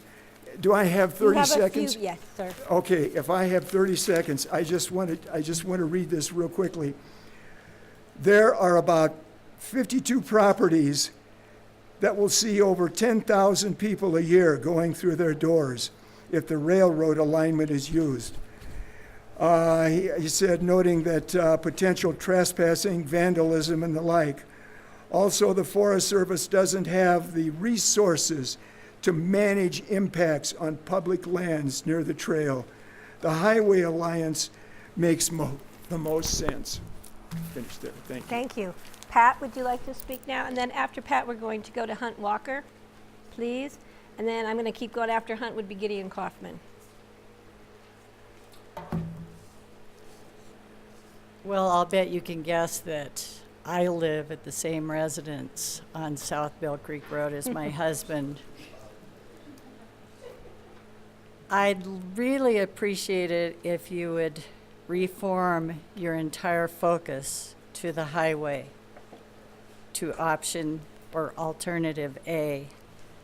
There will be no advantage to wildlife, present wilderness, riparian habitat, river life, and present human habitat if this corridor is built. I am in agreement with the first speaker, Kate Hudson, and many others who urge you, and I urge you, to absolutely end your pursuit of building a biking corridor on alternative B, the east side of the Crystal River. Building this trail is basically for human entertainment, not for protection of anything. Do not call me a NIMBY. I find that term very offensive. We have lived and loved the entire area of the Crystal River Valley, and we intend on protecting it as much as we can throughout the rest of our lives and beyond, since our children find this their touchstone as well. I also would like to ask you, why in the world did you make this a 4 o'clock in the afternoon on Tuesday? Most of whom you see here are gray hairs, aren't we? Because the working people, the people in our wonderful neighborhood, which is pretty massive, there are 50 homeowners in our area, across the river from the KOA campground. But they can't make it here, especially if they're commuting from Glenwood or from Aspen or somewhere else. You are not making this easy for us. And I think you need to do a lot more outreach if you truly believe that this is a viable, reasonable accomplishment that you want to make for, I don't know, yourselves? How many of you will be biking it within the period of time that you're going to create this scar? I really urge you to really look in your hearts in a very different way from a bicycle enthusiast point of view. Please, please think of this valley. Thank you. Thank you. Hunt Walker, and then after Hunt would be Gideon, please. My name is Hunt Walker. I'm currently a Garfield County resident. I live in Carbondale, Colorado, and I've formerly been a Pitkin County resident. I'm in support of continuing the trail from BRB up to Redstone and up to the top of McClure Pass.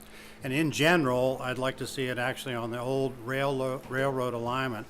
I know you've all chosen the first segment to go from Redstone to McClure, but as a person that rides up that way, matter of fact, I won't ride from the BRB to Redstone because I think that's too dangerous. The shoulders are pretty tight. So I wish you were actually going to continue from BRB up, but I know you've already made that decision. If we go back, I don't know, 120 years, whenever the coal trains were actually going along the railroad alignment, if we even asked at that time if anybody was curious about what was the wildlife impact at that time, probably nobody was thinking about it. But if you did ask that question, there was very little private development in the valley at that time. There was some residential development around Redstone. I would bet that we'd say the coal train would have had the biggest impact on wildlife at that time. If you fast forward 100 years or so, let's talk at 1970s, 80s, and 90s, then you started seeing an increase of residential development in the Crystal Valley.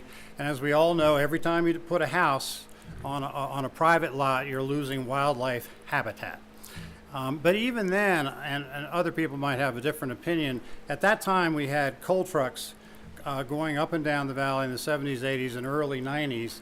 And my guess, and I would live right along that corridor, and I had the impression they went up there once every 5 minutes. I think at that time, you'd probably say the biggest impact wasn't the residential development, but actually probably the coal trucks that were running up and down the valley.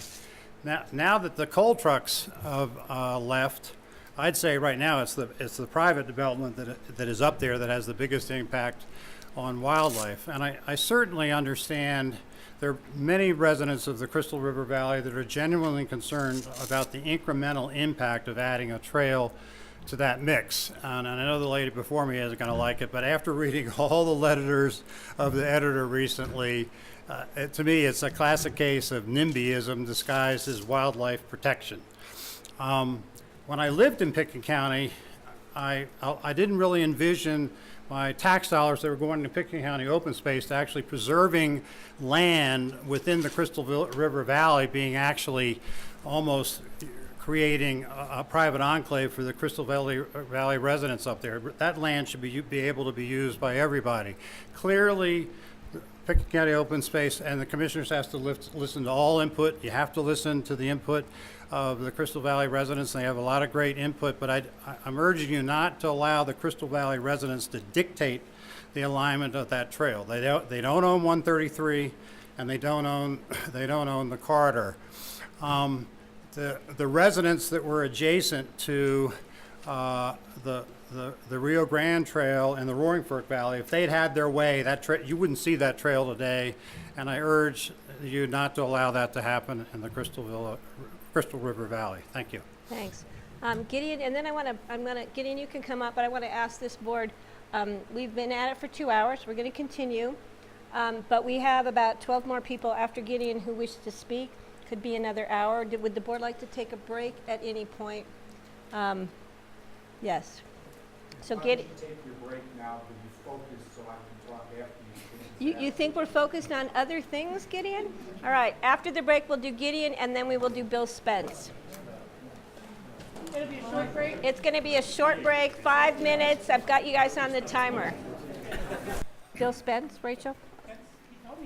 Yep. Gideon Kaufman, and then Bill Spence, and then Kevin Kelly. Gideon, please, you have the floor. Gideon Kaufman, and I must say I don't envy the task that you have for selecting a trail alignment for the Crystal. But it's a very complex issue. But when it comes to wildlife and the health of the Crystal, it's a simple choice. A highway alignment has little or no impact on wildlife. It places the trail on the side of the river where high human use already exists. It eliminates potential points of conflict between humans and animals. It keeps humans away from national forest lands that contain vital habitat. Seeing Michael Kinsley up here takes me back to the 70s and reminds me of when I used to hike on the Crown. You could go in the Crown all day. It was a tremendous wildlife habitat and cattle habitat. Now you go up there, it's a mecca for mountain bike trails, many of which are bandit trails that have all been legalized. I would urge the BOCC to be very sensitive with a trail constructed in close proximity to some of the last remaining pristine habitat in our county. The existing trail works very nicely. It gives a good experience, and it's in proximity to the highway. A railroad alignment, on the other hand, does impact wildlife by crossing important sheep and elk habitat. The sheep use the railroad grade to move up and down the valley, as well as the cliffs above them. The seasonal trail closures recommended for mitigation, many of the wildlife experts say will not work, especially in the kind of proximity you have to subdivisions. This is the position of the professionals, every one of the professional parks and wildlife managers who've served the Crystal with a collective experience of over 75 years. Kevin Wright, John Seidel, Gene Burns, Randy Cote, and John Groves. The county commissioners have listened to hours of presentation by county staff, which is great. But on something as important as this Crystal Trail, which will affect wildlife and people for generations to come, I would suggest that you invite these experts in. Ask them questions, hear what they have to say. The people who have no vested interest, but the most experience of anyone in terms of wildlife and trail impacts up the Crystal. I would urge you to do that. Impacts on the river and the river edge are very real with a new trail. As river ecologist Mark Beardsley, who has extensively studied the Crystal River as well as trails throughout the state, has stated, of the two proposed alignments, putting a trail on the highway alignment where there is already a road would have substantially less impact on the river and riparian area. Building a trail on the railroad alignment would require more areas where natural stream banks would have to be armored, more riparian disturbed, and vegetation impact. More impervious surfaces areas in riparian buffer zones. It would also create a continuous migration barrier between the river and adjacent high-quality habitat areas to the east. Using the railroad alignment will also preclude future opportunities to restore riparian habitat and river function in places like Janeway and Red Wine Point. I would like to take the opportunity to not have us lose what could happen with true habitat restoration, which is an essential goal in keeping with the Open Space Board's stated mission and adopted policies. And I'd just like to show you a picture of Janeway in terms of the way it exists today, and you can pass it around, and what kind of restoration could take place there if some of this money went to it and didn't put the trail Yeah, there. can we put that in the public record, Yes, Gideon, please? please put it in the public record. Thank you. What's the source of that drawing on the right? It was done, Mark Beardsley gave some to an artist who replicated it. Switching back and forth between alignments would have the greatest river impact because they would require bridges. The current trail proposal has as many as 9 new potential bridges, each of which would further constrain the river, encroach on the floodplain and riparian habitat, and reduce resilience of large disturbances like floods or fire. A successful and meaningful public process is one that offers interested and effective public an opportunity to have meaningful input and open dialogue with the BOCC and Open Space Board. I would say not just as observers, limited to written comments and short 3-minute presentations, but to actually participate in the process. I would urge as we go forward to create a partnership in which interested members of the community can actually sit down with you and give you points and show them different trails and maps. So because you're making such an important decision, you have all of these people involved. It can be a very positive process that incorporates people as opposed to having people feel like they aren't part of the process. In closing, for the health of wildlife and the river, any new Crystal Trail should follow the highway alignment in keeping with the strong opinions of knowledgeable Crystal Valley wildlife and river experts. Thank you. Thank you, Gideon. Appreciate it. Bill Spence, and after Bill Spence, Kevin Kelly.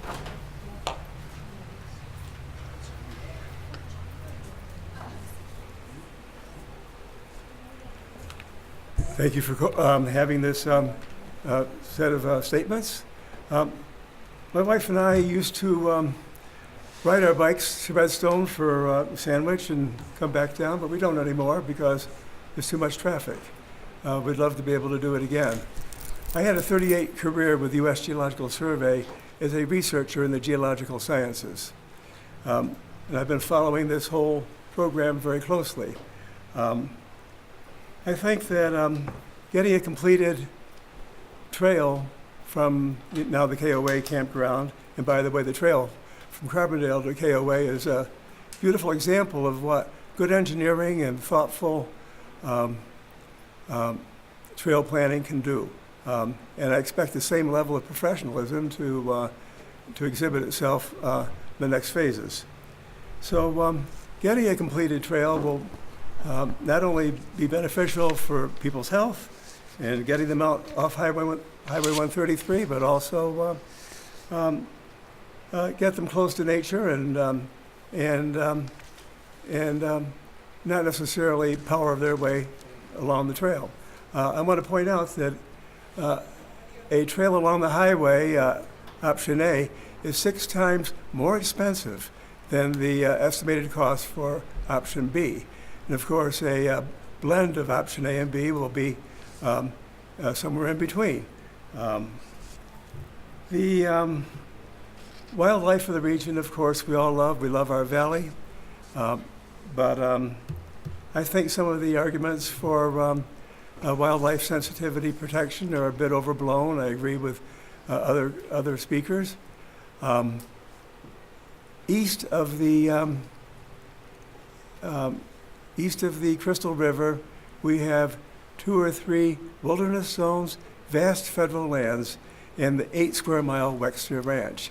These have streams, ponds, lakes. They're a buffer zone for wildlife.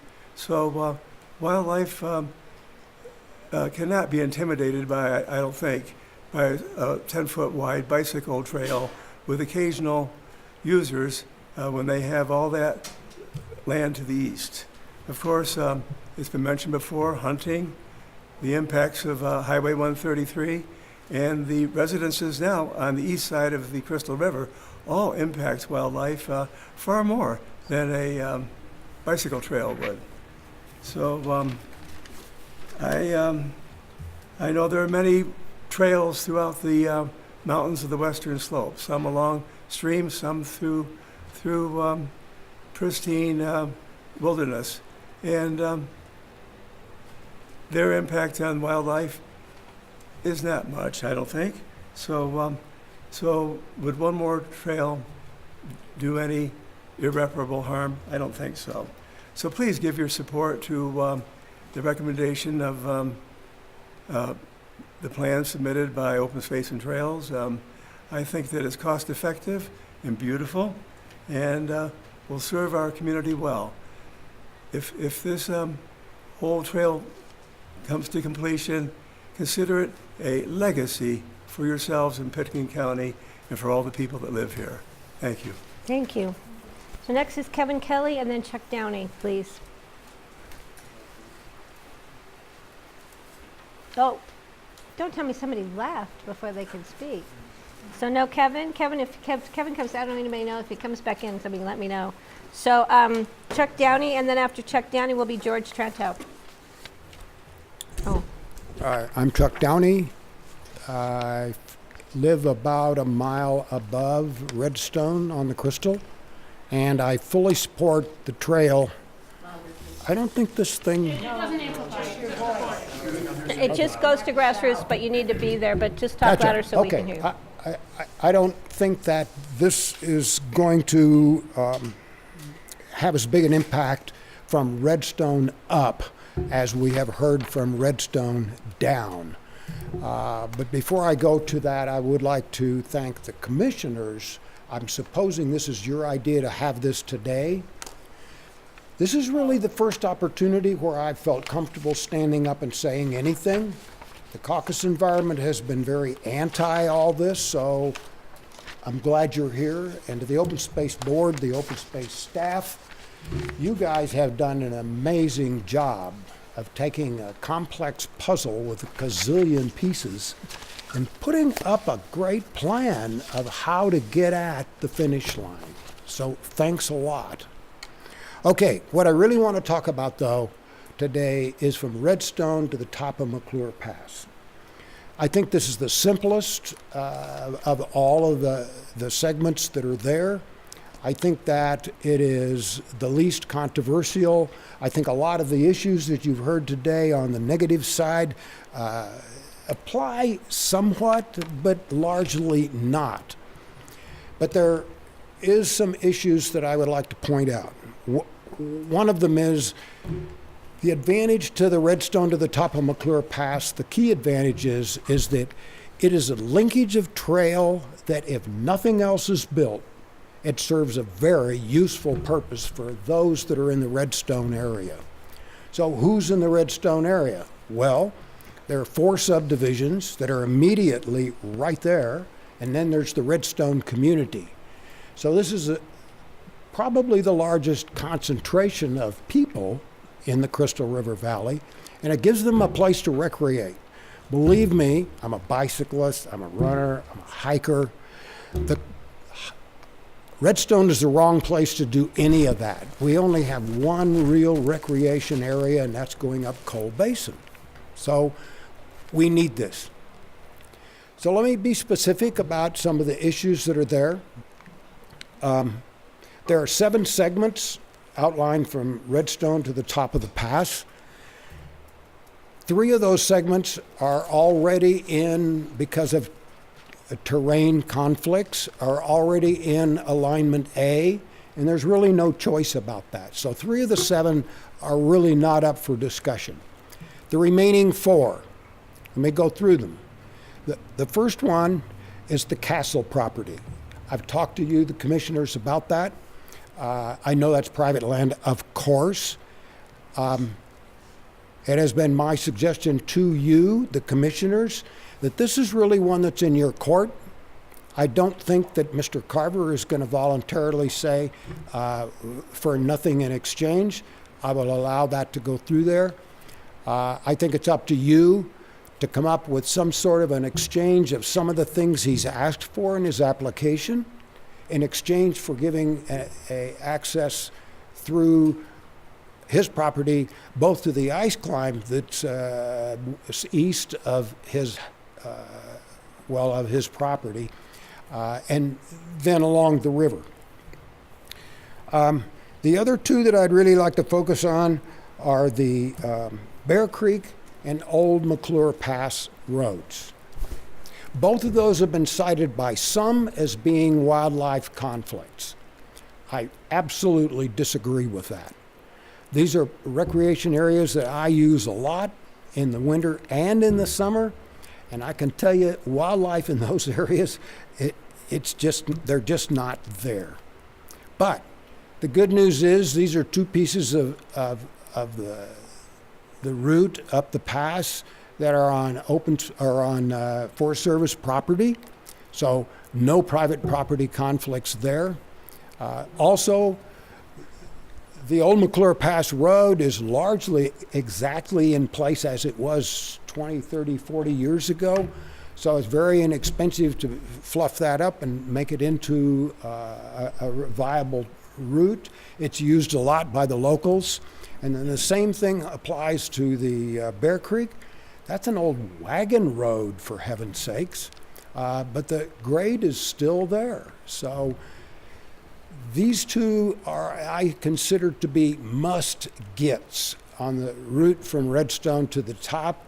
The Carver property, I know it's not simple, but I'm hoping that you guys can come up with a way to convince that man that it is to his favor and his clients to have this access to the Crystal Trail. So thanks a lot. I hope that you will, in your deliberations, allow the studies to proceed north of Redstone, in other words, downstream. There's a lot of decisions that have to be made there. And that secondly, you will enable the open space staff to proceed with getting the trail designed and down to final approval from Redstone to the top of the pass. Thanks a lot. Thank you. George Treadtown and then Bob McCormick, please. First, thanks to everyone for being here for the extended comments tonight, and especially to the staff. I support the trail as proposed through the staff. Is there going to be changes? Absolutely. I was here a year ago and said what we need is a lot of compromise. I really appreciate the last gentleman's comments because I think he's spot on. I think the highest priority should be the Redstone to McClure Pass to get it to Crested Butte. So it'll be the Redstone to Crested Butte trail instead of Carbondale for now. But that's something that could be doable. I'm up there also myself. Selfishly, I've got a place in Marble. My wife won't let me take my kid to Redstone on a bike. All right? I mean, kind of pitiful. Even on a mountain bike, and I tell them, I'll keep them on the gravel. But guess what? From a safety perspective, I get shut down. If that trail section gets in, the next 4th of July parade or whenever after that's in, I'll be able to ride from Marble, get on our bikes, jump on the trail, because there's already a little trail, as you know, on the right-hand side that links in to the McClure Pass Trail, and get them to Redstone, go watch the parade, have a good time. And I think that's a key point is, you know, many of the trails are about connecting communities. I haven't heard anybody talk about that tonight, but it's a big deal. There's a lot of people in Redstone, there's a bunch of people in Marble, and there's a whole lot of tourists who are there. This isn't new traffic. This is just an amenity for those people who are up there. So I would ask you, A, to do the whole trail, and I know it's going to take decades, but now let's get it off the ground, and let's do the Redstone to Crested Butte Trail and get that done. You know, there's been a lot of great talk about stewards and access, and I just want to echo those comments. I think what you'll find is that most people who are using these trails are stewards. They're not just A to B. It's also enjoying the wildlife. It's enjoying what's out there. You know, there's nothing better than my son who will point out an animal, a flower, who will stop, and I'll go, "What the heck you doing?" And what is he doing? He's looking at something along the trail. You know, he's picking up a snake on a regular basis. So I don't buy that their kids aren't completely in tune with it, but they, you know, you want to be that good steward. You want to give them those experiences, and I think this trail will have family members like me the ability to share that with my son and my granddaughter here shortly. So I would ask you to approve that. And I would just ask, finally, just to say, you know, there's a lot of naysayers, and I think you all have a healthy skepticism that you can see through. There's different motives, and, you know, I think many of us are being very transparent. Our motives are pretty pure. We want the recreation, we want to connect the communities, and we want to have something for our families. Thank you. Thank you. Bob McCormick, and then is it Bill Argyros? He crossed it out, then rechecked it, so I don't know if Bill still wants to speak. Is Bill here? I think he left. Okay. Thank you, Hey. Bob. Bob McCormick. I just want to say that 43-year resident of Redstone, I'm in favor of a trail with considerations for number one, wildlife. Number two, the economics of one side or the other. And lastly, the aesthetics of it all. My wife Debbie and I own a half a mile of river, riparian area, and elk production area. Somebody out here recently said something about 10,000 people might be on the trail. And I was going, how can that be? So I looked it up, and it's like, well, in the summertime, that's 56 or 58 people a day. And I started thinking about what my wife Debbie and I are faced with tomorrow. And I looked at this traffic analysis, and I don't think all these people who haven't been in any meetings, over not too many of them, about that are so concerned about the Crystal River Valley, is that a private enterprise on our road is going to be bringing in 40,000 vehicles per summer up the Crystal River on Highway 133 and up our one-lane road in an elk production area and a riparian area. And I'm shocked that there aren't more people that are interested in that fact. Thank you. Thank you. So Dan Johns and then Frosty Marriott, please.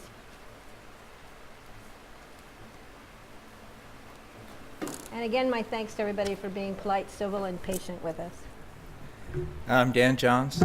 Thank you guys for having us. I think you're doing a great job of getting the public involved, and thank you to the Open Space Board. It's unbelievable you guys are volunteers and working this hard on this, and I think it's awesome. We gave him peanuts. And it's kind of beer 30, I think.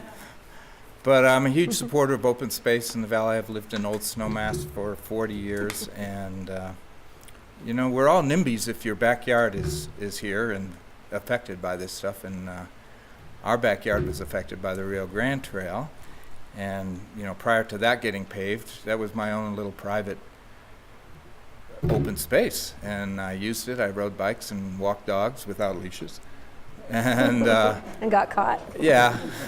Well, now I'm getting to know the rangers. But I'm also a cyclist, lifelong cyclist, and you know, there's more people coming every day. There's more of us recreating every day, and I think this is a huge amenity that we need to get built.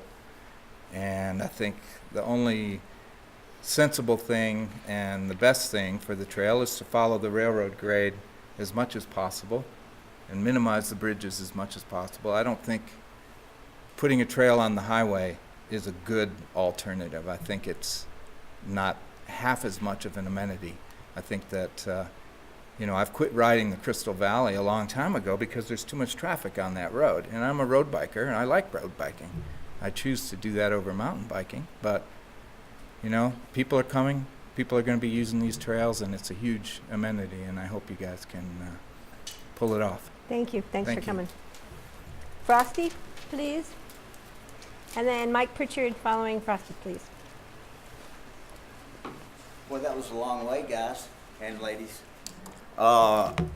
Thank you for the opportunity to come and speak my mind on this very important issue. You know, I always kind of like to tell a little story when I address folks. Seems like 7 or 8 years ago, and George, I really hate picking on you, but I really do. But, you know, I was relatively new to the Carbondale Board of Trustees, and I have to admit I was a little bit in awe of sitting with a joint meeting with Pitkin County, the Pitkin County Commissioners. It was a seminal moment for me, though, when George said, "I will always speak for wildlife." And that made a big impression on me.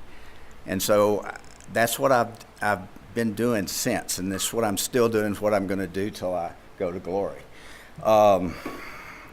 So 50 years ago, 1968, it was a big year for a lot of us, right? I organized my first trash pickup on the service road in Ruston, Louisiana, with 6 of us. Little could I have imagined that today that we've got whales dying in the oceans because they're starving to death because they've ingested so much plastic. 50 years, blink of an eye for those of us who lived in '68 and went through Martin Luther King and RFK and Vietnam and all of that. So pretty formative years. But so when I was trying to do this relation to my Carbondale Board of Trustees when I was retiring from not my real job, but a job, I was trying to see what could I leave the board with. And so what I looked at was that 50 years ago, there was 3.5 billion people in the world in 1968. Today, there's 7.6 billion people. There were 200 million in our country. Now there's 325 million. In Colorado, there were 2.1 million people. Now there's 5.68 million. You talk about this trail, not today, 10 years, 20 years, 30 years, 40 years, 50 years. What's that impact going to be? To me, it's not even a question of no more wildlife impact anymore. It's a question of restoring what we've already done. If we don't do that, we're going to lose them. We're going to absolutely lose wildlife. So that's the impression I would like to leave y'all with. It's the blink of an eye. And there we are. And I'll say that Field of Dreams, if you build it, they will come. It won't be a good thing for the bighorn sheep. Thank you again for the opportunity and for your service. Thank you very much. Okay, so Mike Pritchard, and then we have Marge Perry. Commissioners, trustees, thank you so much for this opportunity. Commenting on this very well developed draft plan. You know, the staff and all of the professional consultants that have been working on this visionary resource, they've done an incredible job detailing all the recommendations, all the options, communicating as clearly as possible on what's a very complicated, large-scale plan. So kudos to everybody involved for being able to pull that off. You know, I've been aware of the vision for this trail to connect Carbondale to Crested Butte since 2002, 2004, when that feasibility report was issued. And along with the 12-person board of directors that I represent and work under for the Roaring Fork Mountain Bike Association, I'm grateful that Pitkin County has taken the lead on pushing this project forward. We've all been waiting for a long time. As part of Governor Hickenlooper's Colorado the Beautiful initiative, this trail is one of the 16 priority trails identified that will encourage all Coloradans to participate in healthy outdoor activities. So RFMBA, Roaring Fork Mountain Bike Association, does support this draft plan in its current form. There's three main reasons.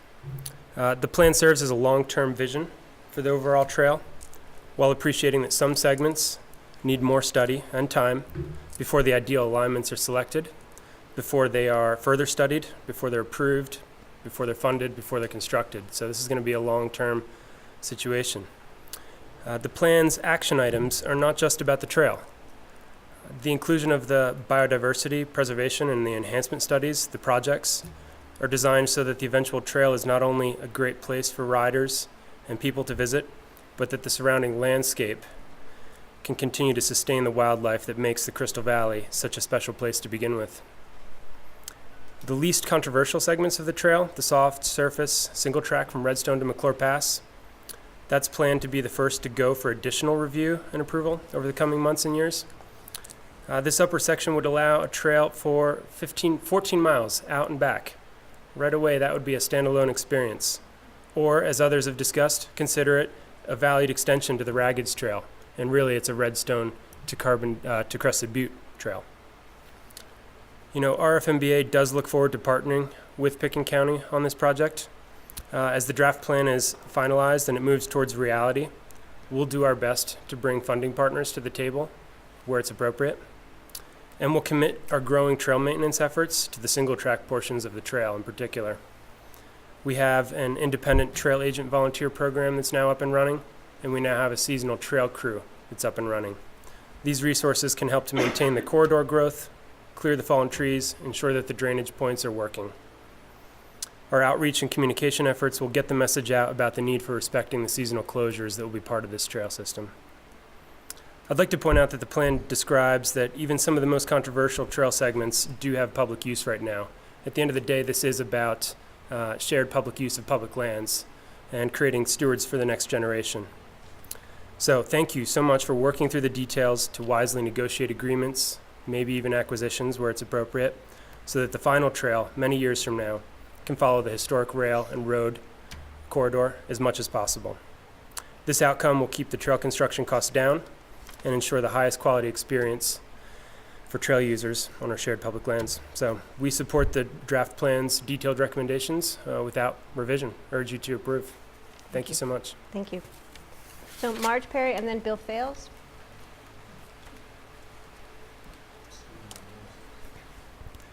Well, thank you all to sit through this long process, a little repetitive from my perspective, my comments.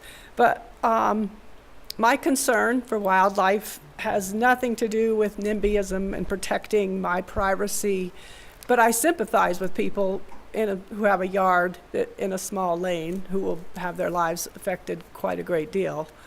But I see the trail every day. It goes right by us. People enjoy it. It's on the highway alignment. And as Doris pointed out, people are having a great time, and there's a lot of use on it as it is on the alignment. And as it was approved by 2 different master plans for the Crystal Caucus was on the highway alignment. And I'm not opposed to change, because the problem is the change is here. The wildlife are suddenly subjected to so many pressures. I'd like to find a solution that left us with some intact wildlife population.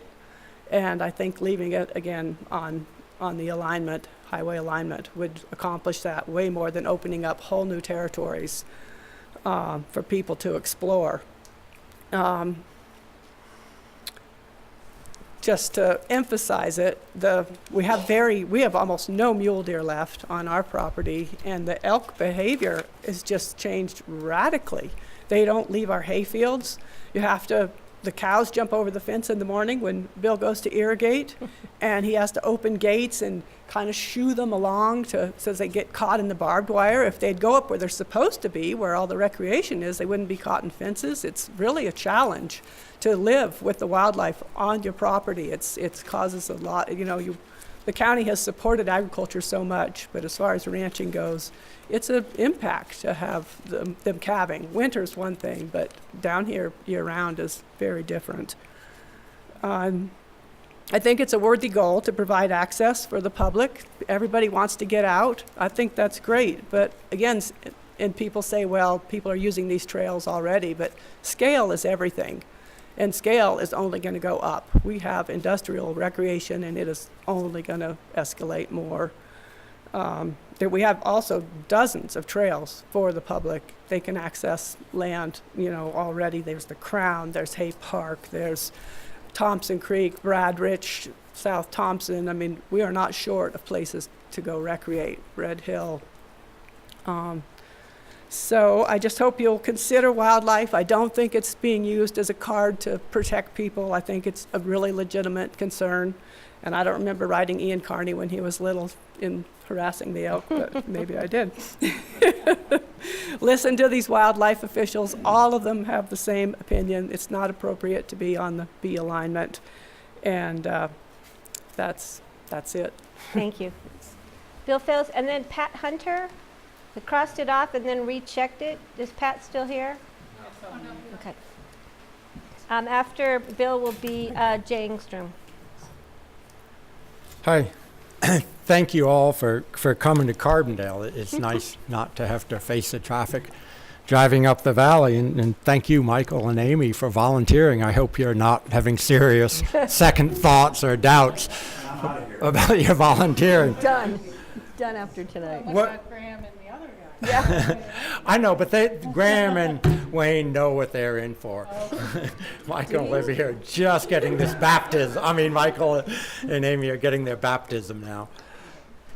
I took Steve's dad's seat on the Open Space Board and proudly held it for 13 years.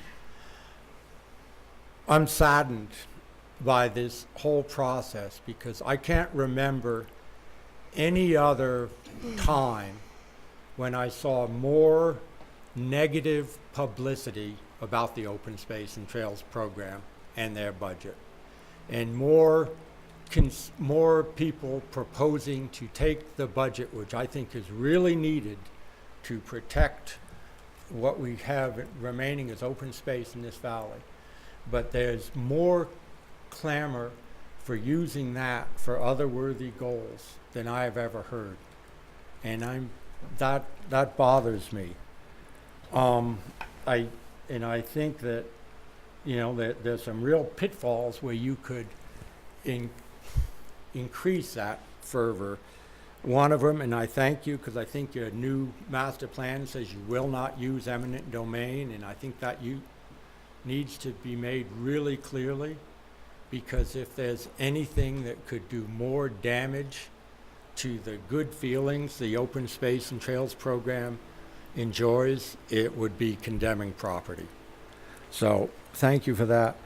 One thing that doesn't come up in all the talk is, and I don't think there are any other former trustees who were here on the open space program in the early 90s, we did a feasibility study of the trail up the Crystal. It wasn't nearly as extensive, but that study concluded there were too many obstacles. It just wasn't feasible to do. I think it's really important that if you do proceed with this trail, that the funding for it not endanger the open space portion of the Open Space and Trails budget, that every penny for the trail comes out of the trail portion of the budget. We still need the open space portion of the budget. There are a lot of properties that need protection. I'm interested. Yesterday morning I was out as the sun came up, irrigating as I always am, and there was a bike tour that left. They'd all camped at the firehouse and they were going up over McClure.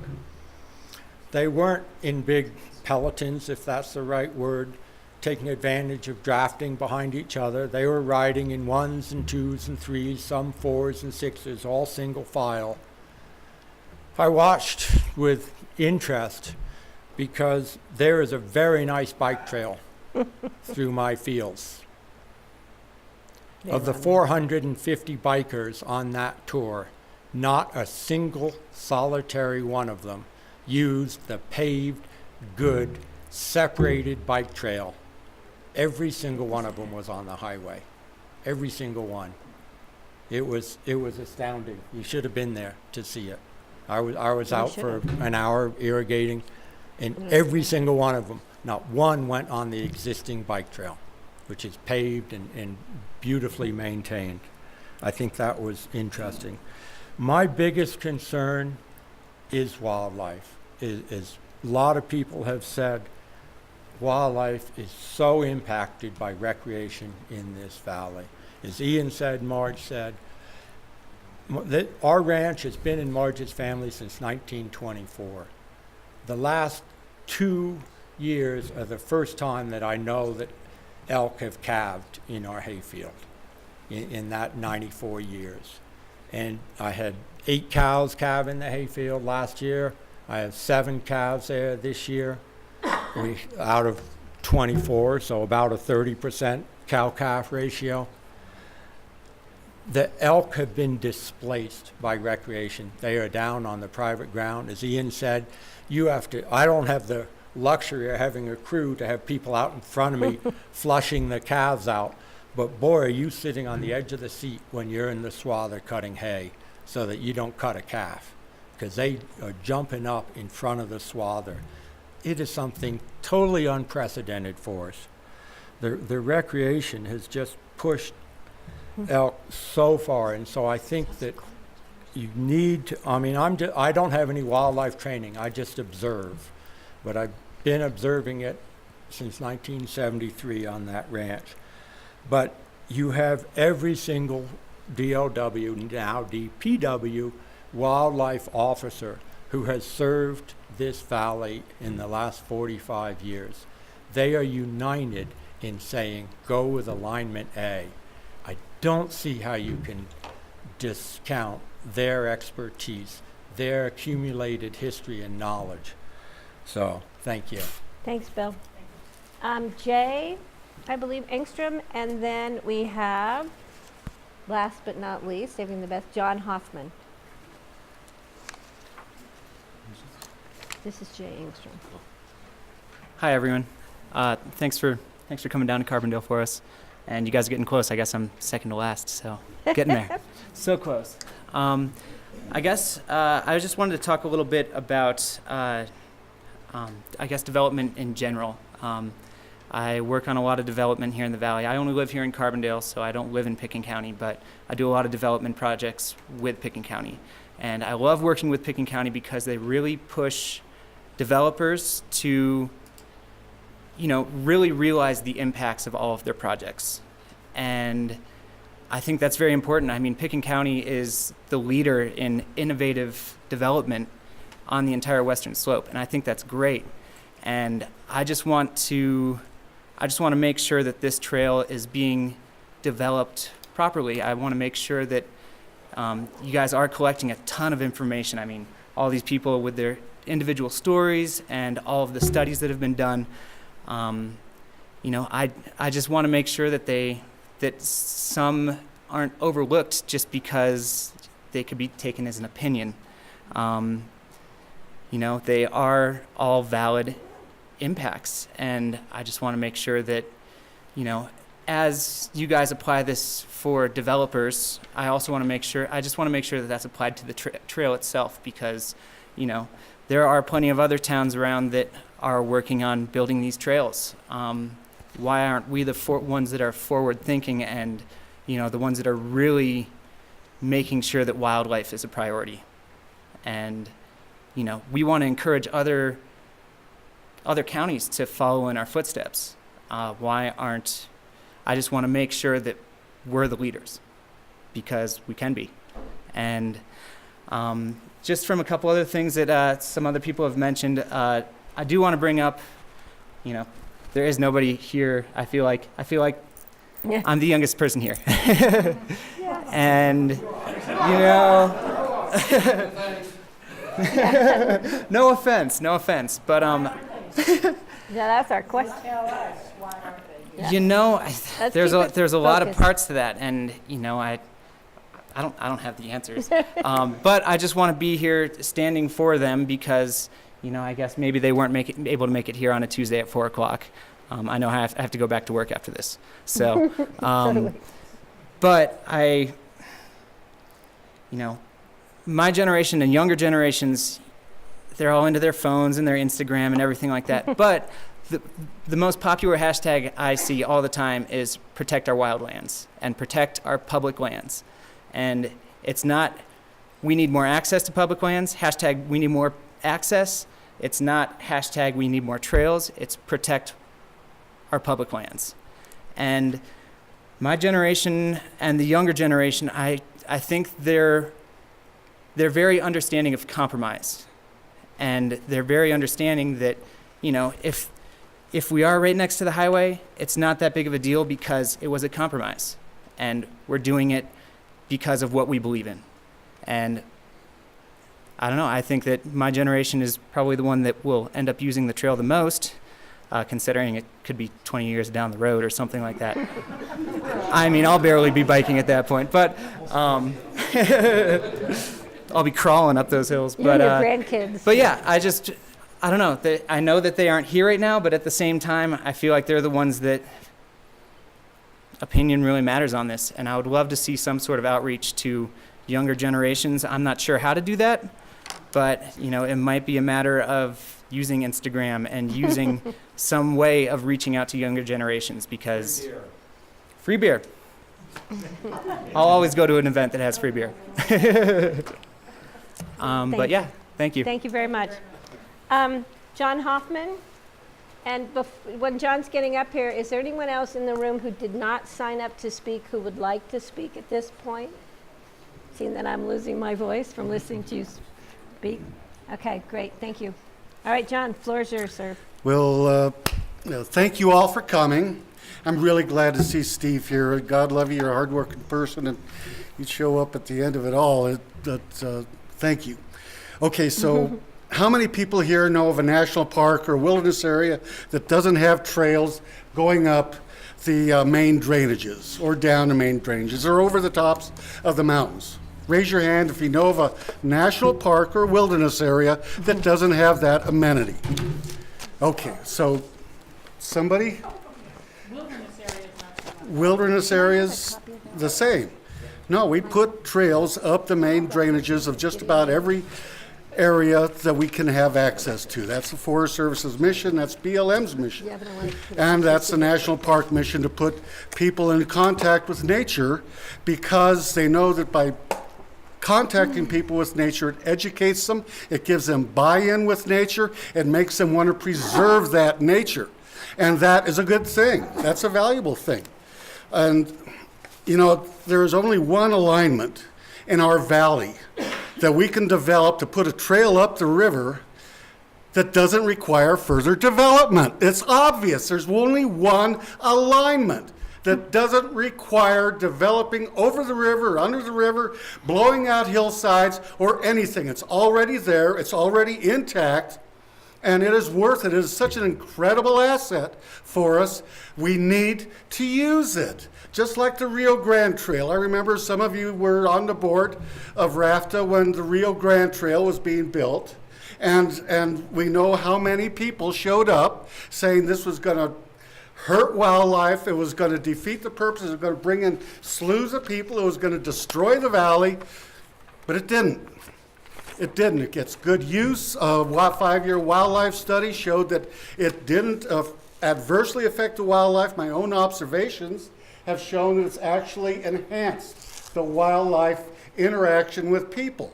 I walked that entire trail from Catherine Store Bridge to Rock Bottom Ranch, up about an eighth of a mile above the trail bottom, looking for any signs before the trail went in of animal signs using the animal tracks.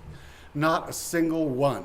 There was absolutely nothing there. After the trail went in, there must be 100 different animal trails that come down and cross that trail. Not because it's, you know, a better place for them to walk and be. It's because animals like being in proximity with people who are not shooting them. That's a big difference. That is a big difference. The education that we have for people to appreciate animals is huge. If you've ever gone to the Galapagos, you can walk through flocks of birds, through herds of seals. You can walk through the fields of iguanas. They don't care. They don't pay any attention to us. They're not being hunted. They're not being shot or harassed. There are very careful rules that the people have in order to confront with them, and it works. It works really well. So I want to push that away. I mean, most of the people that are against the trail, that are against bringing the trail down, their houses are in critical wildlife habitat. They walk their dogs through that habitat. There's over 100 houses on that side of the river to begin with right now. And if you ask your planner, there's probably 1,000 more that can be built that will not get the kind of grief or protestation that this silly little trail has gotten. I've got to confess, I co-chair the West Elk Byway, and in '99 we put together a study that Tom did for us to find an alignment on public land to get the trail from Carbondale to Crested Butte. Crested Butte has already built their side of the trail. They're across what's the name of that? Yeah, Anthracite Creek. The Forest Service put in an $80,000 bridge in virgin country with a new trail alignment, and they're helping continue that trail on down. We'll be at Erickson Springs before long, but right now, Carbondale, this side of the valley, with a perfect alignment that only needs to be scraped, easements purchased, and I don't know, crusher fine with some kind of mag chloride on it to make it ADA compatible would be enough. And you could ride your bicycle from Carbondale to Crested Butte. Affordably, the county could build it on that alignment. If we go on the river, we're going to be tearing up the river again. You know how the river got to its nice straight alignment down through there? We plowed the railroad grade in one side, then we plowed the road in the other side and made the river a straight channel. And there are efforts to try and braid that river out again and turn it back into a real river. But it's not going to happen if we have to put a trail alongside the road. We've gone as far as we can go on the road side of the river without hurting the environment.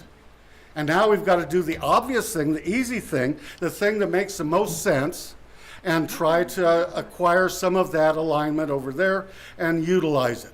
And I know a lot of there's a lot of wealth, there's a lot of private interest that don't want to see that, Lord knows why. But if we had allowed that to happen years ago, we wouldn't have had a road going up 133, but there's a lot of places that we wouldn't have access to. So, you know, you have an obligation to the greater good.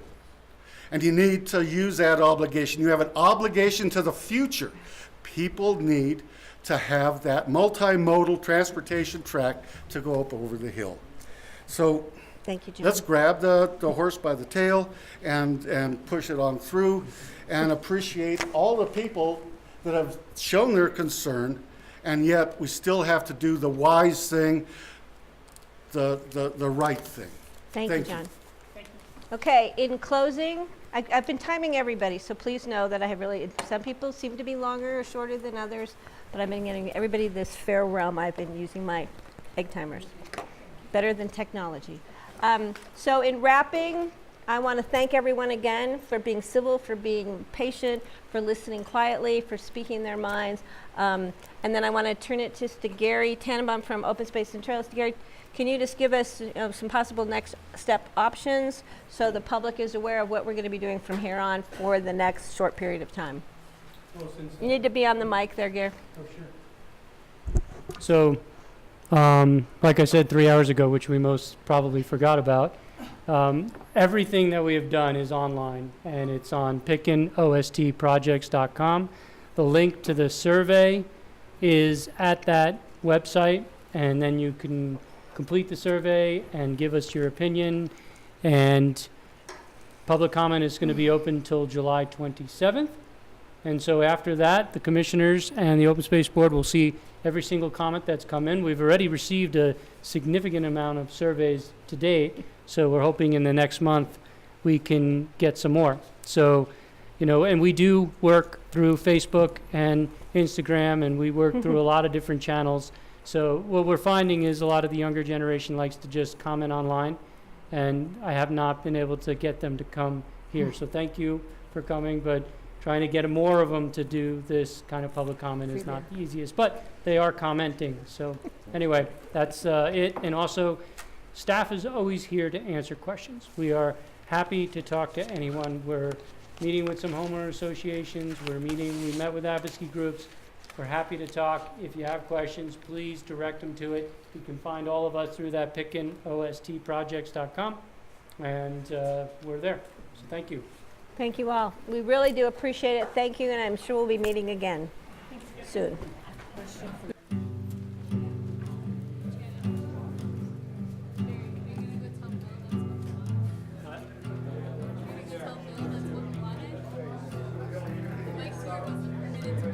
Oh,